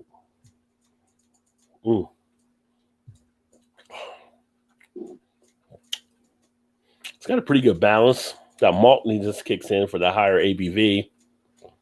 Almost has a little bit of a bready type feel. It's got a little bit of a funkiness on the nose. Maybe a little bread of mice in it or something, maybe. Not that as much as I think the yeast or something. I like it though. It's got a nice sopping ability with it, so that mouth coating where you just feel like the flavors just kind of squish right in. So it's decent. Imperial, so yeah. I don't know. You see Oregon, you always expect like the highest things from Oregon, but it's a decent brewery from the 4 beers I've had, but it's not nothing to knock like, the socks off. Yeah. But so I just did the one video on the zombie. I don't know if you saw that or not, with Zombie Dust and Robert the Bruce and yeah. I did the top 3 from That's a quickie. Yeah, so I'm gonna be doing more of those like shorts, like my top 3 from breweries and stuff that I've had. So that was kind of a fun thing to do, just to kind of look back, and these were the top 3 I actually had from there. And then it was like, I'm surprised nobody asked me about Dark Lord, but I haven't had Dark Lord, so that's why Dark Lord wasn't mentioned. But people talk about Dark Lord being a great one there. That's that. I've not had that one, but that's even if you thought it was the top 3, I don't think you could put that in top 3 because that's like I don't think you could put those. But you broke up there. What did you say? In my opinion, I don't think you could put those.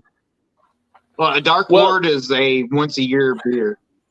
Well, I don't know that you can put that in like a top 3 for the brewery, in my opinion. Well, I'm doing it in the top 3 beers I've had from them that I've actually tasted. So the Sumerian, from your perspective. Yeah. Yeah, the Sumerian was one that's I think only open once a year as well, but that was really a good beer that I had. Well, but I'm just saying, like Dark Lord, unless you go to Dark Lord Days, you can't get that beer. Yeah, you have to actually have to go there to get it. Is what I'm saying. Yeah, but if I went there, like the ones you showed, you can pick up at your liquor store. The Sumerian was actually at a beer fest. That one they do sell it. Okay. They do sell it, but I had it at a beer fest. Yeah. But it's not as rare. It's not as rare to get as Dark Lord. No. I think you could probably get that one there. But I think we're doing it. I mean, I guess there's a difference from a top three from a brewery in that instance. As I mean, it's still opinionated, I guess, so it doesn't really matter. I guess in a sense. But I think the extent of how easy or readily available one might be, I would think could play into that too, somewhat. Yeah, well, I mean, if you were trying to do something for that, I guess, but for me, it's just the top three I've had and tasted from the brewery. So, like, if I do a top three from Ballast Point, there's a difference. There's a difference. Yeah, if I do a top three from Ballast Point, it could be a variety of the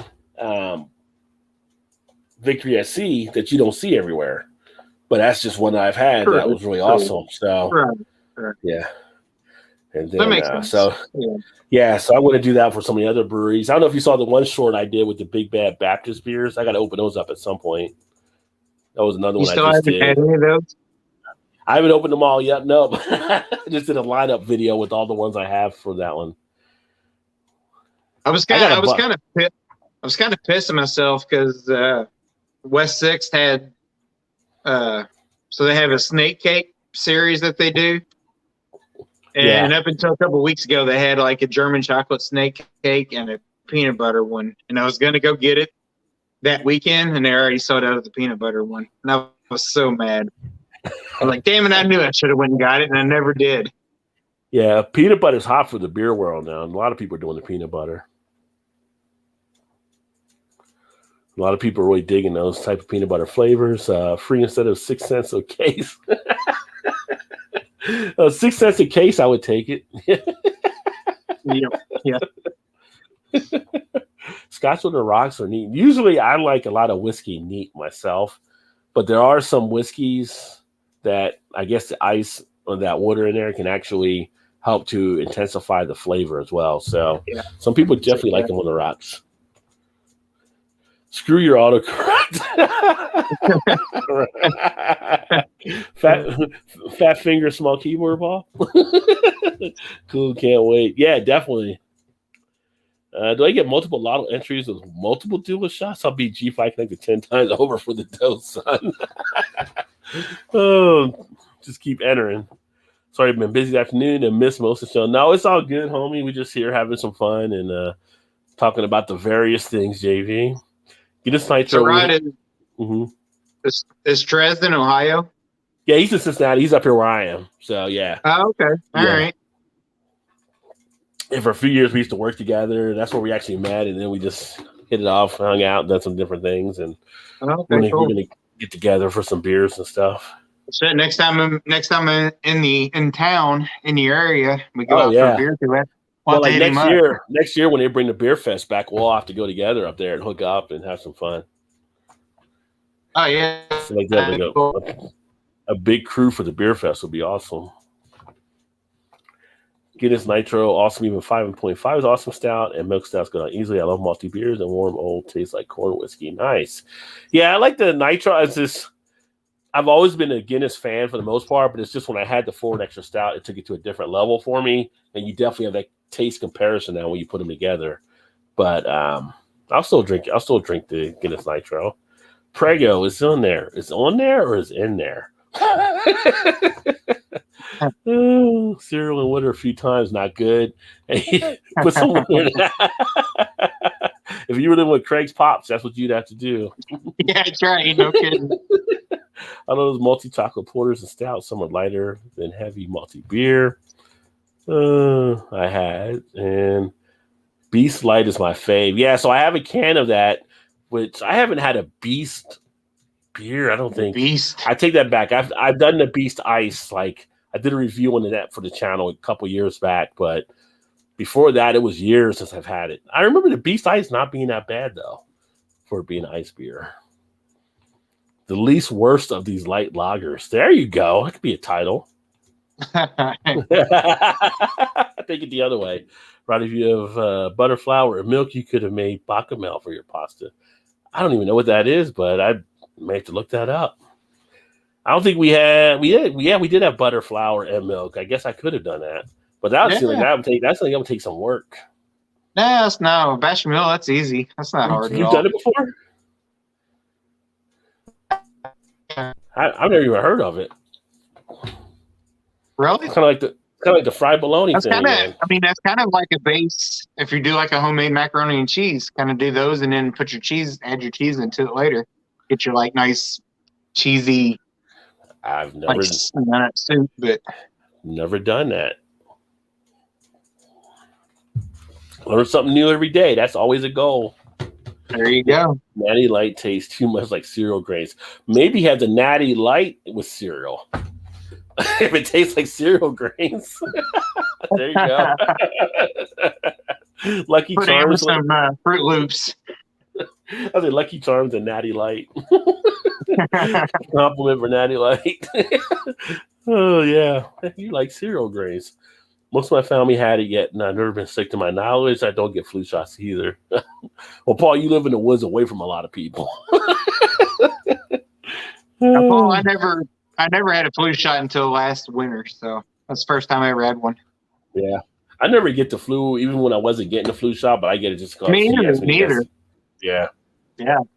I've never had the flu, but I just got one last year. Well, that's Tresley is sipping on. Thanks, my friend. Yeah, I'd make some points. I won't remember them all. It's kind of like Will Ferrell in Old School. Like, what just happened? I blacked out. They're like, you nailed it. Did I? Really? What'd I say? Yeah. I don't remember. That debate scene is awesome. That's a good movie. That's one of those Saturday movies you lay on the couch. You just, Old School's on. I'm going to sit there and watch it. Yeah. Oh. It's a COVID in Area 51 that's too secret and stuff's not being let out. Yeah. Oh. Little Uncle Near is nice. Y'all crazy streamers in my book. Burn it all down. Paul's out there in torch like an old Frankenstein movie. Oh, a Natty Light, okay, but like seltzer more. Yeah. He does. Oh. Yeah, seltzer. Although, I don't know, Trez, if you've been over to Carrigan Spirits here in Cincinnati, they gave me that one to try for them, which was like that margarita. That one was actually pretty decent. I did enjoy that one. Sounds nice. Would you say your phone cut out or something? Your mic. The best seltzer I've had yet still was when we went to Braxton that day. Oh, when we had the Braxton ones in Party Source, yeah, those were pretty good. Yeah. Yeah, the one place we have here at Carrigan Spirits, they do beer, but they also do seltzer and they distill. The one that he gave me, I forgot the name of it. It was Sparkling Spirit, I think, lime. And it tasted just like a margarita, like a light margarita. It was actually pretty decent. If you like margaritas, you would like that one.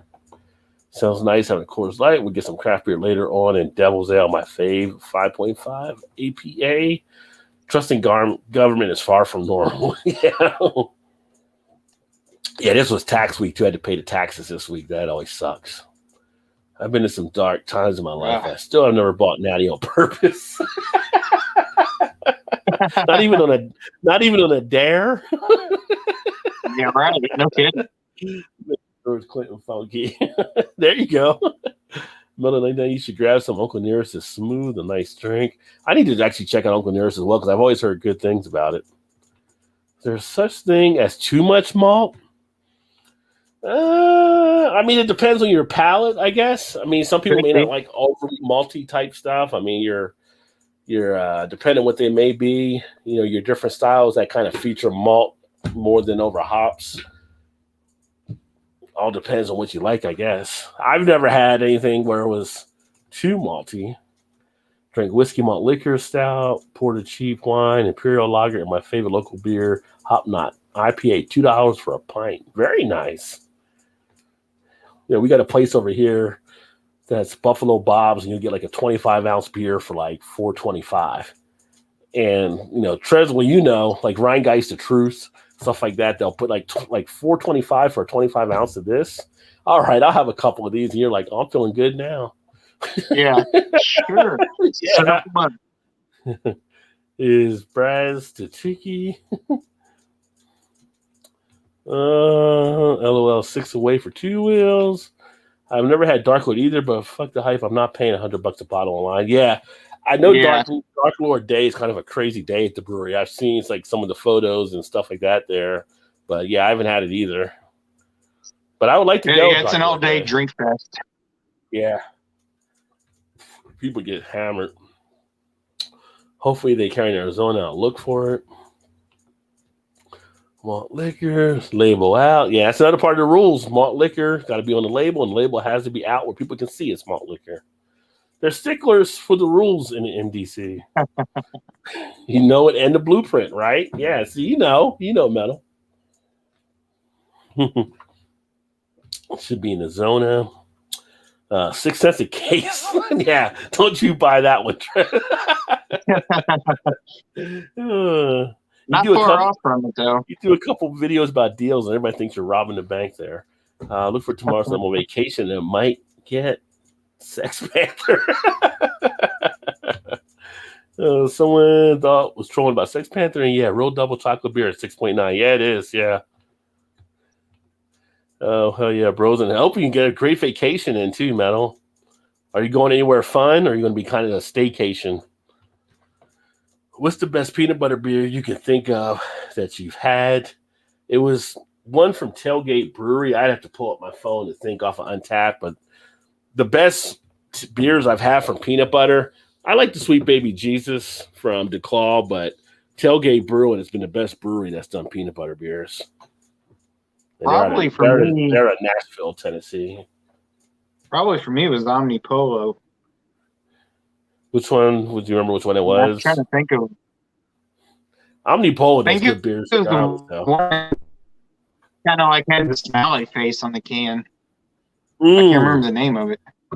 You're talking about the like the pecan stout or whatever. It's a brown can with a green smiley face.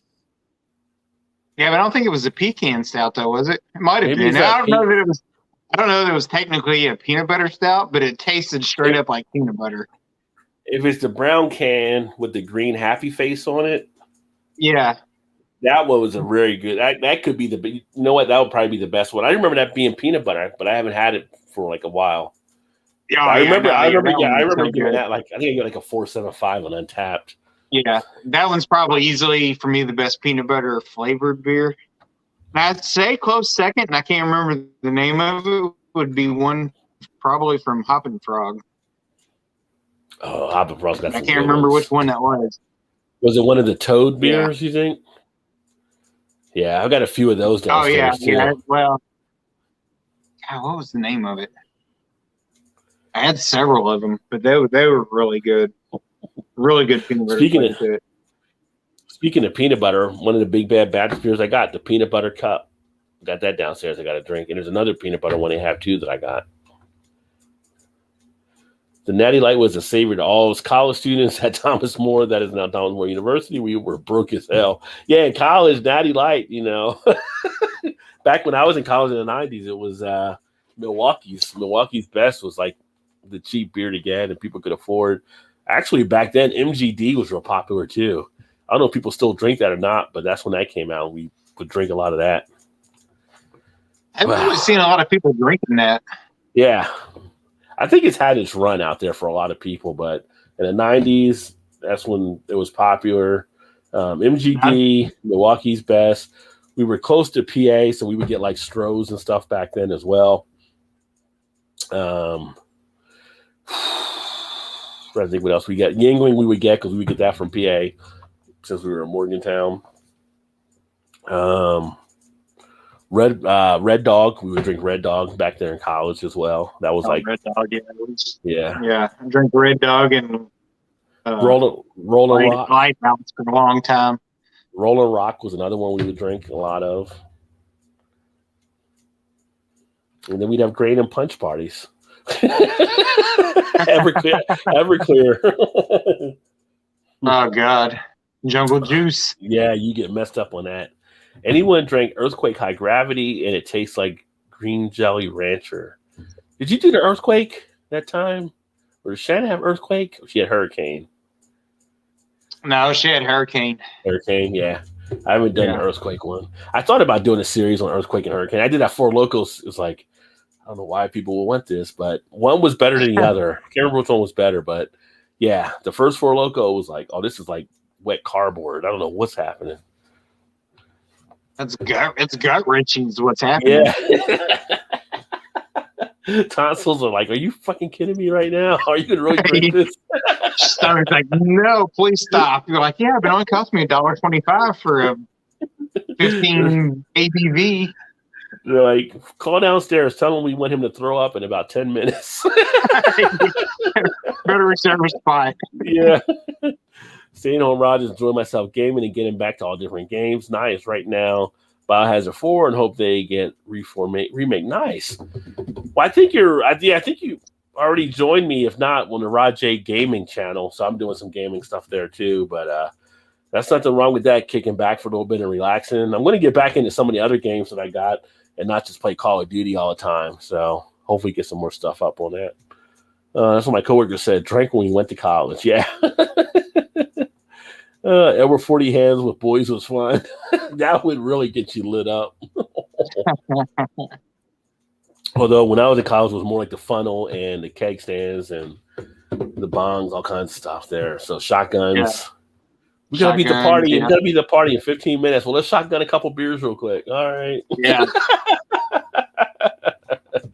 But man, those were the years. Back then, life was just all about what it was. You didn't have to worry about anything like the house or stuff like that. It was just like, as long as you could make it to class, you're good to go, study, and just relax. And people say, don't rush to get out of school. And it's like, should have listened more. Right. That's what we tell our daughter all the time. Like, my mom and dad always told me, like, you don't want to get out of school. Stay in school as long as you can. You're like, I can't wait to get out. Then you get out and you're like, God damn, I should have listened to them. I'm not saying I was going to pull the Van Wilder route. Just saying I could have stayed in a little bit longer. We did have a guy at school with us that was there like 27 or 28 though. So we did have a Van Wilder guy at our campus. Yeah. Best peanut ball whiskey is Screwball. Well, Todd will agree with that probably. Screwball, Screwball's good. The one from Old Smoky was pretty good though, but I haven't tried Screwball. Hey, what's going on? Honestly, I haven't had a lot of them, but Screwball for sure would be my favorite one so far to date. What's happening, brother G Wilkers? Thursday with the clan. Yeah, not that clan. You're right. Yeah, not that one. Yeah, more CD over it. You know what? I haven't got NHL 21, so I don't play it as much. Although I do like the hockey games, I just never had anybody really to play with. I got one buddy up in Canada, and that's Dan, that he actually does some of the hockey stuff that will play. But are you playing 21 now? I may pick it up at some point. Even Ty, you don't have NHL 21. I don't have it, but I get it. I think they had it on sale for like $19.99 or something like that, I think. I'll have to check. There's a sale going on right now. I would get it. I mean, I was going to see the other night if you wanted to try to play some baseball because we didn't play baseball in a while. No. I was contemplating getting the show 2021 or whatever. Yeah. 15-pack was a great deal and not too bad. Nice. Damn right, you play CD or 21. Yeah, I'm hooked into the COD. We got a group that plays COD. Well, you were playing COD back in the day for a bit, so yeah, we need to hook up on PlayStation on some stuff too. Trez was a big Madden player. We used to play Madden for a while. Oh yeah, Trez. I've been in the league for about 3 years. Online league, it's pretty fun. That sucked. Yeah. But there's so much to do with Madden now. The way they got it set up, I feel like I'm looking to the sidelines for the coach to call it in. It's like I'm in a real game. Honestly, like the worst thing about being in that league was the like the app they had where you had to go set up your games and stuff. They had like 45 different folders you had to go to for trades and everything. I was like, this is way too hard. I don't even want to. I just want to play the game. I don't want to get all technical about the whole thing. I did play some horror survival without weapons, have flashlights, and some classic retro a few indies. Yeah, I've got some horror games. I got that one. What is it? I don't know if I got it here on the thing. Well, I got the Friday 13th game, but it's the one until midnight or to dawn something you got to get through and try to escape. They don't put you in the hook. I forgot which horror game that was, but they got all the different killers from the horror games that are on there. I got so many different stuff on there. I just haven't played it all. You know, Rod, what we haven't tried to play yet was the game that we were able to download a couple months ago. Was like the you said it was kind of like the time thing where you had to break out or something. Oh yeah, we haven't tried to do that. That was like the like an escape room or something. Room. Yeah, we need to try to do that. Yeah. I forgot about that. Turned it on. I ain't even tried it. I haven't either. Yeah, but if you do it by yourself, it puts you like 4 other random people, I think, or something like that. Yeah, we need to try that at some point. See, yeah, Earthquake bad more than 10%. I would believe so. It is nice. Oh, free on Xbox. The show's free as well. Game Pass. Did you get the new Microsoft Trez or the new PS5? So remember, we play on the Xbox stuff too. Hey, the show is free. That's nice. The cool thing about Call of Duty, you can play that cross-platform, which is nice. Madden is still my thing. Yeah. Yeah, with PlayStation, we have the PlayStation Plus, or you can do the other PlayStation thing. There's 2 of them we can do for $60. And the other one is like the Xbox Game Pass.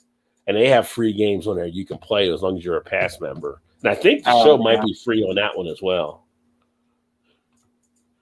That's what I'm thinking about Daylight. Yeah. Daylight is nice with old PS4 games. Sinclair is nice in 8 or 16-bit. And Sega Genesis collection on PS4. Nice. Well, you know they just brought back on the Cold War. They got the old Activision games. I want to play Pitfall on the live stream, I think, this weekend. The Call of Duty Cold War, they put an arcade mode on it because it's owned by Activision. So they got like Pitfall, Pitfall 2, the old boxing game, the old skiing game, all these old Activision 8-bit things that you can do. Well, actually, was that 8-bit then on the old Atari? Or was that like considered like 4-bit or something? Like Sega Genesis was 16-bit. I'm thinking 8-bit was the lowest it went, wasn't it? Yeah, I think that might have been 8-bit then, because Genesis was 16-bit, I thought. Yeah, when it went to 16-bit, everybody was like, oh my God, this is so great. Yeah. Yeah, I'm thinking about playing Pitfall just because like all these young kids that haven't seen Pitfall probably before, just to put the live stream up, just to go old school with it. Yeah, Pitfall. Yeah. Activision Blizzard games, right. Yeah. Yeah, Metal said, yeah, still 8-bit. Yeah, so it's funny. It's got those games on there, and it's like, these would be kind of cool. We know they did this week for Cold War. They added in Sylvester Stallone as Rambo, and then Bruce Willis as John McClane. They're doing 80s action heroes that you can actually have get there as operators. So, oh, wow. Yeah. I'd be so far behind in that game now if I were to get it. Oh, no. I mean, Blake just got it a while back. I mean, Blake got Although his. it wouldn't matter because I could never boost up anyway because I could never get coins for some stupid reason. I don't know how that happened where you didn't get coins like going through it. Most I ever got was like 600 at one time. Never got past 600. I was like, what the hell am I doing wrong here? I don't even understand what's going on. Yeah. Well, Erie's been stuck on like prestige level 6 while me and Alan have went to 8. And I'm like, what are you doing? Why are you still? She's like, I don't know. Like, I'm still on 6. Like, yeah, I feel her pain. I understand. I totally get it. Master System 8-bit Sega. Nice. Yeah, when Genesis came out, that was freaking awesome back in the day. Yeah. That was like freaking part of the Red Sea when that came out. I was like, what is this? Like, to get to a different level. Genesis would be like equivalent to like HD when it first come out. Yeah. Well, still, I mean, of all the Genesis games, I mean, Genesis was the one that got me into playing Madden back in the day, but Joe Montana Talking Football, when that came out, that was like the coolest thing ever because like Pat Summerall was talking, and it was like you listen to it now, it's like a computer, like how it's kind of broken down kind of thing, but it was just at the time it was awesome when Pat Summerall be like makes the catch, first down, you're like, oh, like first down, like you're playing against your buddy, like you heard what Pat like said, that's watching on TV or something. Yeah. Oh man, those were the days. The good old days. Yeah. God, we've seen a lot in our generations, I tell you. Now we're to the point where we got like VR games and stuff like that, where people are walking in the walls, you know. I can't.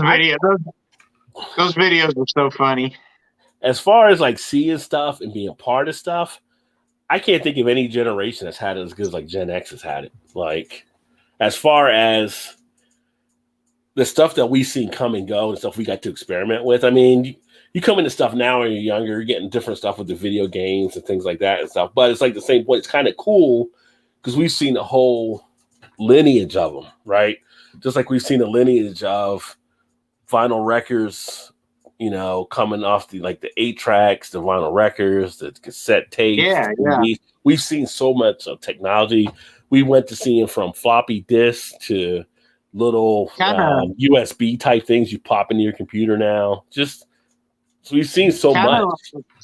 Kind of like the bridge generation from like the old. Yeah. They can't control like a computer. Yeah. Didn't even know what games were really. And we're kind of like filling that middle where it's like, okay, now you got all the technology starting to, from the ground up, you know, kind of started with it from the ground up. So you know what it is. Yeah. Now you have like the new age. It's got like all the, you know, all tech savvy or whatever. Like, slowly role player. We still know all that stuff too. Like, we know the old and the new. So it's like we're just kind of like we well rounded. It's like kids now, you know, they get on the Mac or whatever. But like, dude, we were here like when it came out with the 2E. Like we were there programming on when it came out. Like we went from that to where you're at now. Like it's kind of like we saw all this stuff kind of evolve. You know, we saw the rise and the golden era of hip hop. You guys are just getting the remnants right now. We were there for all of that. We were there for the punk music. We were there for heavy metal. We were there for, you know, so many different things that that's why or whatever. Yeah. I'm going to say Gen X is the coolest generation. That's why, because we've seen so much and we've done so much. Like, you know, so that's just my take. I could be biased because I'm Gen X. I'm just saying.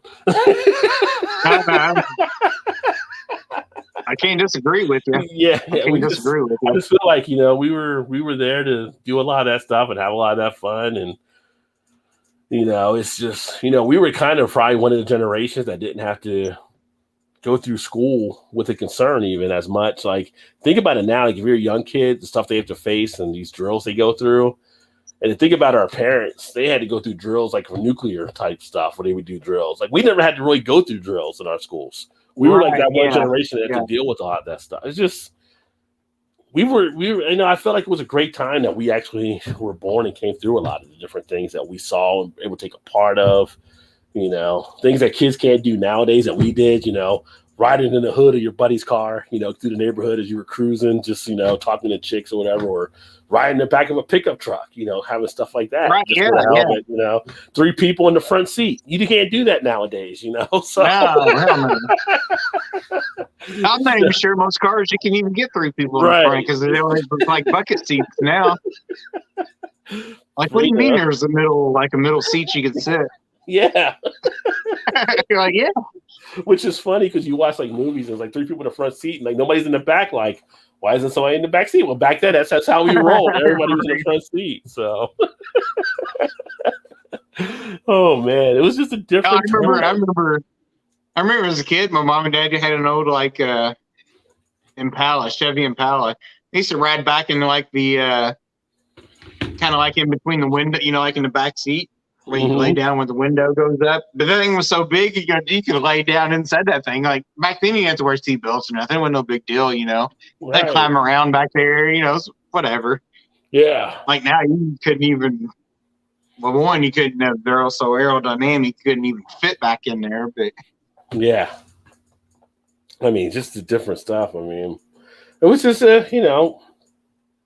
things change over time, but it was just a great time to actually grow up and experience stuff and do different things. Like, it's like I said, kids still do stuff I'm sure today and everything like that, but it's just, I felt like there was just some things that we did back, like there's stuff that we did is kind of like some kids just couldn't do nowadays because it'd be just like the risk is too high or things like that, or Yeah, well, I mean, I also feel like you kind of got some of the older generation, like go outside and make some shit up and do your own thing. Like we did that too, but you also went inside and played played on a console also.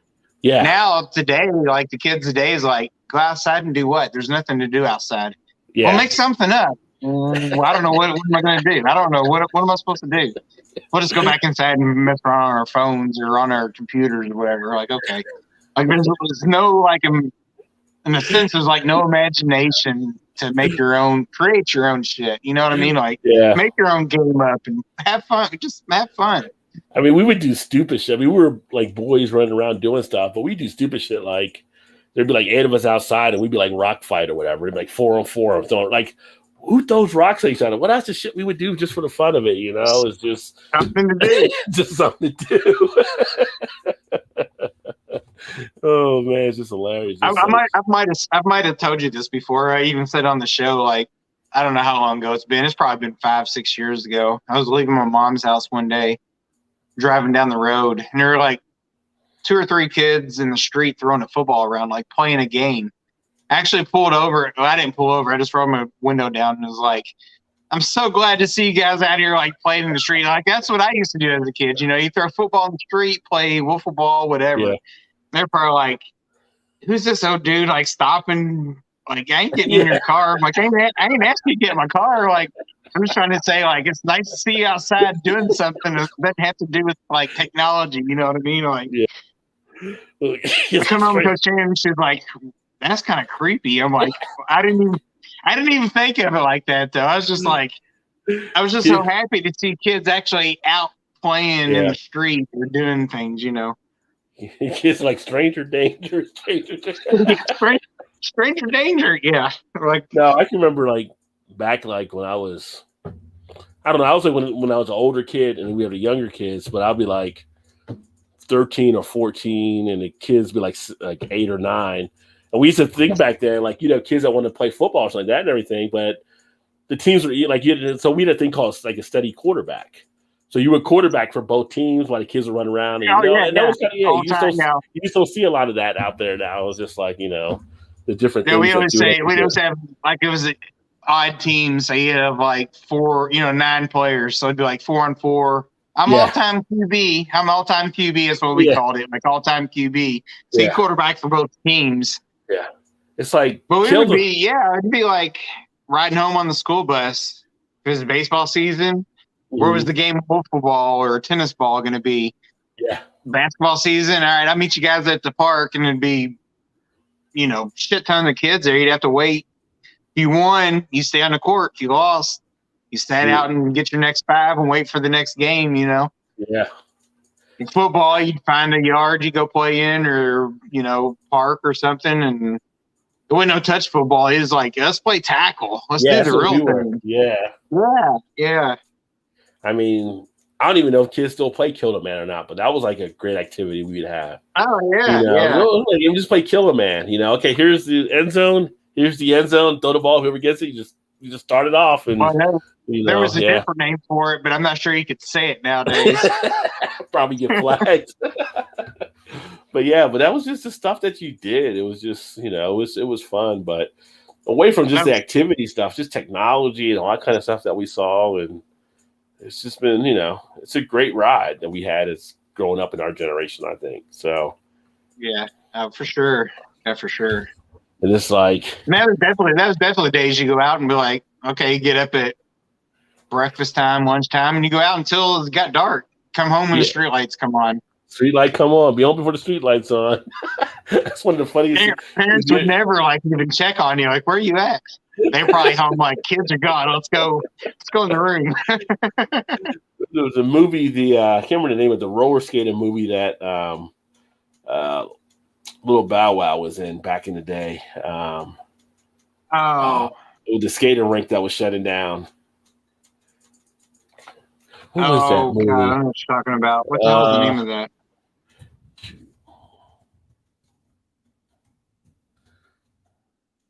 Roll Bounce. It was Roll Bounce. It was Roll Bounce. But the scene, they're all playing, and they're like, the light starts flickering, and they're like, oh shit, like they look up and they all realize they get home before the street light comes on. Right, warning. Yeah. Oh man, that was all part of growing up back in the day. So we used to go out and play like flashlight tag at night. You had we used to back of somebody's tag, like somebody back to somebody's truck or something. Can you imagine doing that now? Yeah, you get shot. You get shot. Yeah. Everybody come out and be like, "What the hell are you doing on my property? Get out of here, kid! What are you stealing?" We used to have regular tag, freeze tag. We had flashlight tag. We'd have TV tag. Which TV tag was always like one of the hardest ones because you had to say a TV show before they tagged you or whatever. I don't know. I ever played that one. Yeah. So it's like when you were getting chased, you know, if you got chased, you had to, you know, Super Friends, whatever it was, you were, you know, Charlie's Angels, you know, something you could, but you couldn't repeat it again. So, okay. Yeah. So, but, yeah, it was, you know, the good old days. I'm getting to the old age days, I guess, back in my day, you know, so. Yeah, right. Yeah, exactly. Like, damn, I just turned into my parents. Yeah. Start crying, watching Mallrats or something. A tear comes down. Like, I remember those days. I remember when we used to go to the malls back in the 80s. Go cruising in the parking lots. Yeah. No arcade. Oh my God, is that Dragon's Lair? I have Sega Genesis 16-bit HD 1989 console and CRT TV from 89 as well. Wow. RF lives on, and Sega Sonic was my fave. Nice. Yeah, those games are like up in value now, some of the old systems. Nintendo was Mario, but N64 was fun, and PS1 was awesome too, indeed. Right, thanks for putting Todd's name. I forgot Todd's name. I didn't want to ask. Oh, my bad, Todd. I got it now, brother. Blame it on CTE. Tell Rod, they missed it. Yeah, it was just a different type of thing. It was just, you know, and like I said, there's some stuff nowadays that are just different than what you could have do now. I won't say one of the stories I did back in the day, but I did one back in the day that if somebody did it today, the way things are, that somebody would probably be shot. But it was just like, it was being a kid back then. Metal evolved from previously bands like Led Zeppelin at the Doors, Arthur Brown. Yeah, it all becomes like thrown out of an evolution. I was going to tell my mom she has like the first Led Zeppelin album they ever made. Damn Fire Drill, and that was it, right? Yeah, Fire Drill was like the one thing that throw off your day, like back in school when we grew up. It was just like, that was pretty much it. Yeah. Jimi Hendrix, just a few bands that formed a heavy metal, Doom Stoner.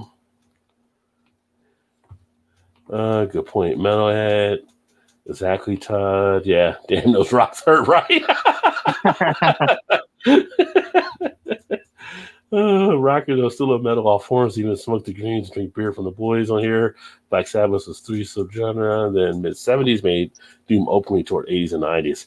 There's a lot of things, you know, back then, like I remember like the metal, but you know, I talked about it before, like metal and the rap, there were different songs when they came out, but at the same point, there's a lot of similarities. Like the people that listened to both of them were kind of seen as outcasts, like sometimes at first from the main generations, and like, why the parents, like, why are you listening to that? Or why are you listening? You know, it's kind of like, there was kind of a little bit of a rebel feel to those genres, you know, because it was something so new and something parents weren't used to. And it was just like, it stood out. And, you know, the same things that you were hearing and some of the things being said kind of talked to you in a way, the same way that rap did for a lot of kids as well. So, Yeah, Metals and Anthrax. Really, yeah, that's why like when Anthrax did the Public Enemy, they got together. It was like such a natural fit. It seemed. No Doubt Metal. Yeah, some early to 8 ladies have extreme metal like black metal and speed and death metal, and not really sure. Made death metal and made my own version around world. Nice. Arthur Brown did corpse paint before even the thing late 60s movements. But the one thing with music, I've always like kind of developed a fondness for it. I mean, being a radio DJ helped to hear different things from different perspectives. Even before that, I mentioned it before, I used to go to the library, listen to different albums. Back when we would listen to albums at the library, they'd have a record collection. You could listen to music, and you just develop different love for the feel of the different sounds. And if something is good, and you just feel it. Like I tell people when I would DJ, like if you heard a record, like there's certain songs you hear that make your hair stand up. It's kind of like, the first time you hear like an Aretha Franklin record, you're just like, whoa. Or you hear like a Janis Joplin type record, or you hear Jimmy on the guitar. It's just, there's certain things that just hit you, and it's just like, if it's good, it's good. Yeah, good is good. And like even like when I would hear like some of the early Johnny Cash, it was like there's something here. This is like this hits you right in the right spot when you listen to things. So I've always liked to listen to different music and kind of get that feel. Let's see. It's like taste of whiskey of age like fine wine. Nothing wrong with that. Yeah. I guess we're here at 11:27. I guess we'll go ahead and get ready to get wrapped up here. And thanks for everybody that kicked it with us tonight as we talked about some different things and enjoyed some good stuff. Hopefully everybody has great plans set for the weekend and looking to do some things. And you got anything on your agenda for this weekend? Anything? No. She's got to work this weekend, so no plans. Maybe might hit the brewery Saturday, maybe with my brother. Yeah. Kind of been what we do sometimes on the weekends so normally the weekend at Shannon's off is the weekend my brother has his daughter for the weekend. Yeah. So the weekends that she works, obviously he doesn't have her. So usually it's kind of like, okay, we're both kind of free. We'll just go out and drink some beer at the brewery somewhere. Yeah. But I don't know if we are or not, but that's kind of what usually happens. So we'll see. But no plans, no set plans anyway. Yeah, stay cool. I'm going to try to stay cool. I know that. I definitely like to get down into Perpetual Hops at some point and see you guys as well. So yeah. Things seems to be easing up a little bit. We'll definitely have to try to make that happen for sure. Or if nothing else, we'll come to Cincinnati and stay the night or something. Get a hotel or something and get some places down there too. Or do both. We'll do both. Get something set up. Yeah, great time for you, Trez, as well. Yeah, and I'll check my thing here this weekend and see what we got. But yeah, we're all ready to rock and roll, got all vaccinated, all kind of stuff. So plus we got the new spots here in Cincinnati, right? So we've got at the Levee, West 6 just put a new spot. We got Braxton now an OTR, and a couple of new breweries in OTR, especially around the new soccer stadium. We got the new soccer stadium here for FC Cincinnati that people are going crazy over. I think people are just wanting a champion in the city, so they're hoping the soccer team might deliver. Yeah, but we've got NFL and MLB is failing for sure. Yeah, we've got like a bunch of other new stuff around here. One of the breweries I want to get to is, and I don't know if you've been over there, Trez, but Ash Brewing. I hear a lot of good things about Ash Brewing out of Blue Ash. So there's a lot of good stuff that's taking place here in the city that, that's where as it's opening back up that people are starting to get out to and everything. Not to mention now at the Banks, where Todd, we have the stadiums at, that's like the Banks area. Now you can actually have open container down there in that area. Oh, wow. Okay. So people are like kind of like a little mini New Orleans, being able to go bar to bar and have fun down there like and stuff too. Nice. Yeah. So Cincinnati's got some stuff popping off and just need to do something. Well, hopefully, when you make it down this way, Highwire will be open by then. Of course, we got West 6. We got West 6 also. Yeah. And up one now on the river there. Yeah, he tries out been there. Yeah, we got to do something. You got all different stuff down there as well. I still haven't gotten Against the Grain. I was supposed to go there with Sam, but I haven't gotten a chance Against to the go there Grain, yet. which I think they're supposed to be opening their main one here. They may have already. I'm not sure. Because baseball, since baseball season's opening up, they're in the stadium, the minor league stadium.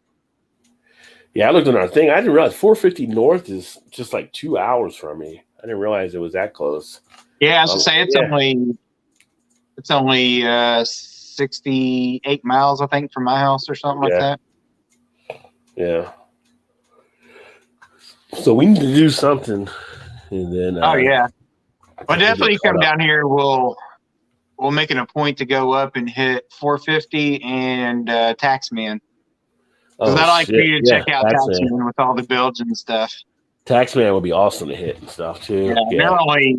They're only like 30 minutes apart, maybe. Well, that could be something to check out and do as well. Yeah. I'm definitely going to shoot video if I go there because I won't get there as much, so that'd be something cool. But I guess we'll go ahead and get wrapped up. Thanks for everybody that tuned in, and then I'm trying to think. I just spoke with Julie. I'm going to have her back on from Not Your Craft Hobby. She was actually part of the Women Volume 1 video I did, so we're going to be talking about her stuff she's doing in the beer world. I got to set that up, but I'm going to get with her this weekend, so she'll be upcoming for a show. And I got a couple other shows of new people I've met that I'm connected with that I might have on here too, but I'm going to have some more of the one-on-ones coming, some more of the beer reviews. At some point, I'll get them uploaded, but we'll be doing some more of the short type stuff as well, which are kind of nice and kind of fun to do. So keep an eye out for that. But as I said, the last few weeks, different things coming to the channel to make it more fun along those lines. If there's ever stuff that you guys want to see or have questions about, always feel free to let me know as well. Leave a comment, or I'm going to be doing some stuff like on the community board. Always feel free to share some stuff there. But a lot of good stuff that I've got set up as I look to do some different things here. Going to be a great summer, fellas. That is indeed true. Now that everybody's free back up again, it's going to be hot as shit, but hopefully it'll be a fun time. I don't even think at this point anybody cares. Like, who cares? If it's hot, it's hot. That's for sure. It's going to be outside, do something, get out, do something. And at this point, me, you, Trez, if you're kind of here in that region between Ohio, Kentucky, Missouri, Indiana, West Virginia, probably some of maybe PA. I mean, I think that's kind of where we're getting all the cicadas are supposed to start coming out. So that will be happening supposedly more this weekend. So watch out for those. I mean, they don't bite, they don't do anything, but they just get in the way. They freak people out, as I know a lot of times, like, 'cause they start flying into people and stuff. But they're just trying to get their what on. So yeah. And what hasn't made people crazy when they're kind of in that mood? So I mean, 17 years. What do you expect? Yeah, 17 years. You're all wound up. You're ready to drop a load, son. Got to blow up some steam somehow. 17 years, you'd be flying around running the walls too. So thanks. Cheers, everybody. Thanks for joining, and we'll look forward to catching up with you guys soon. Y'all have a great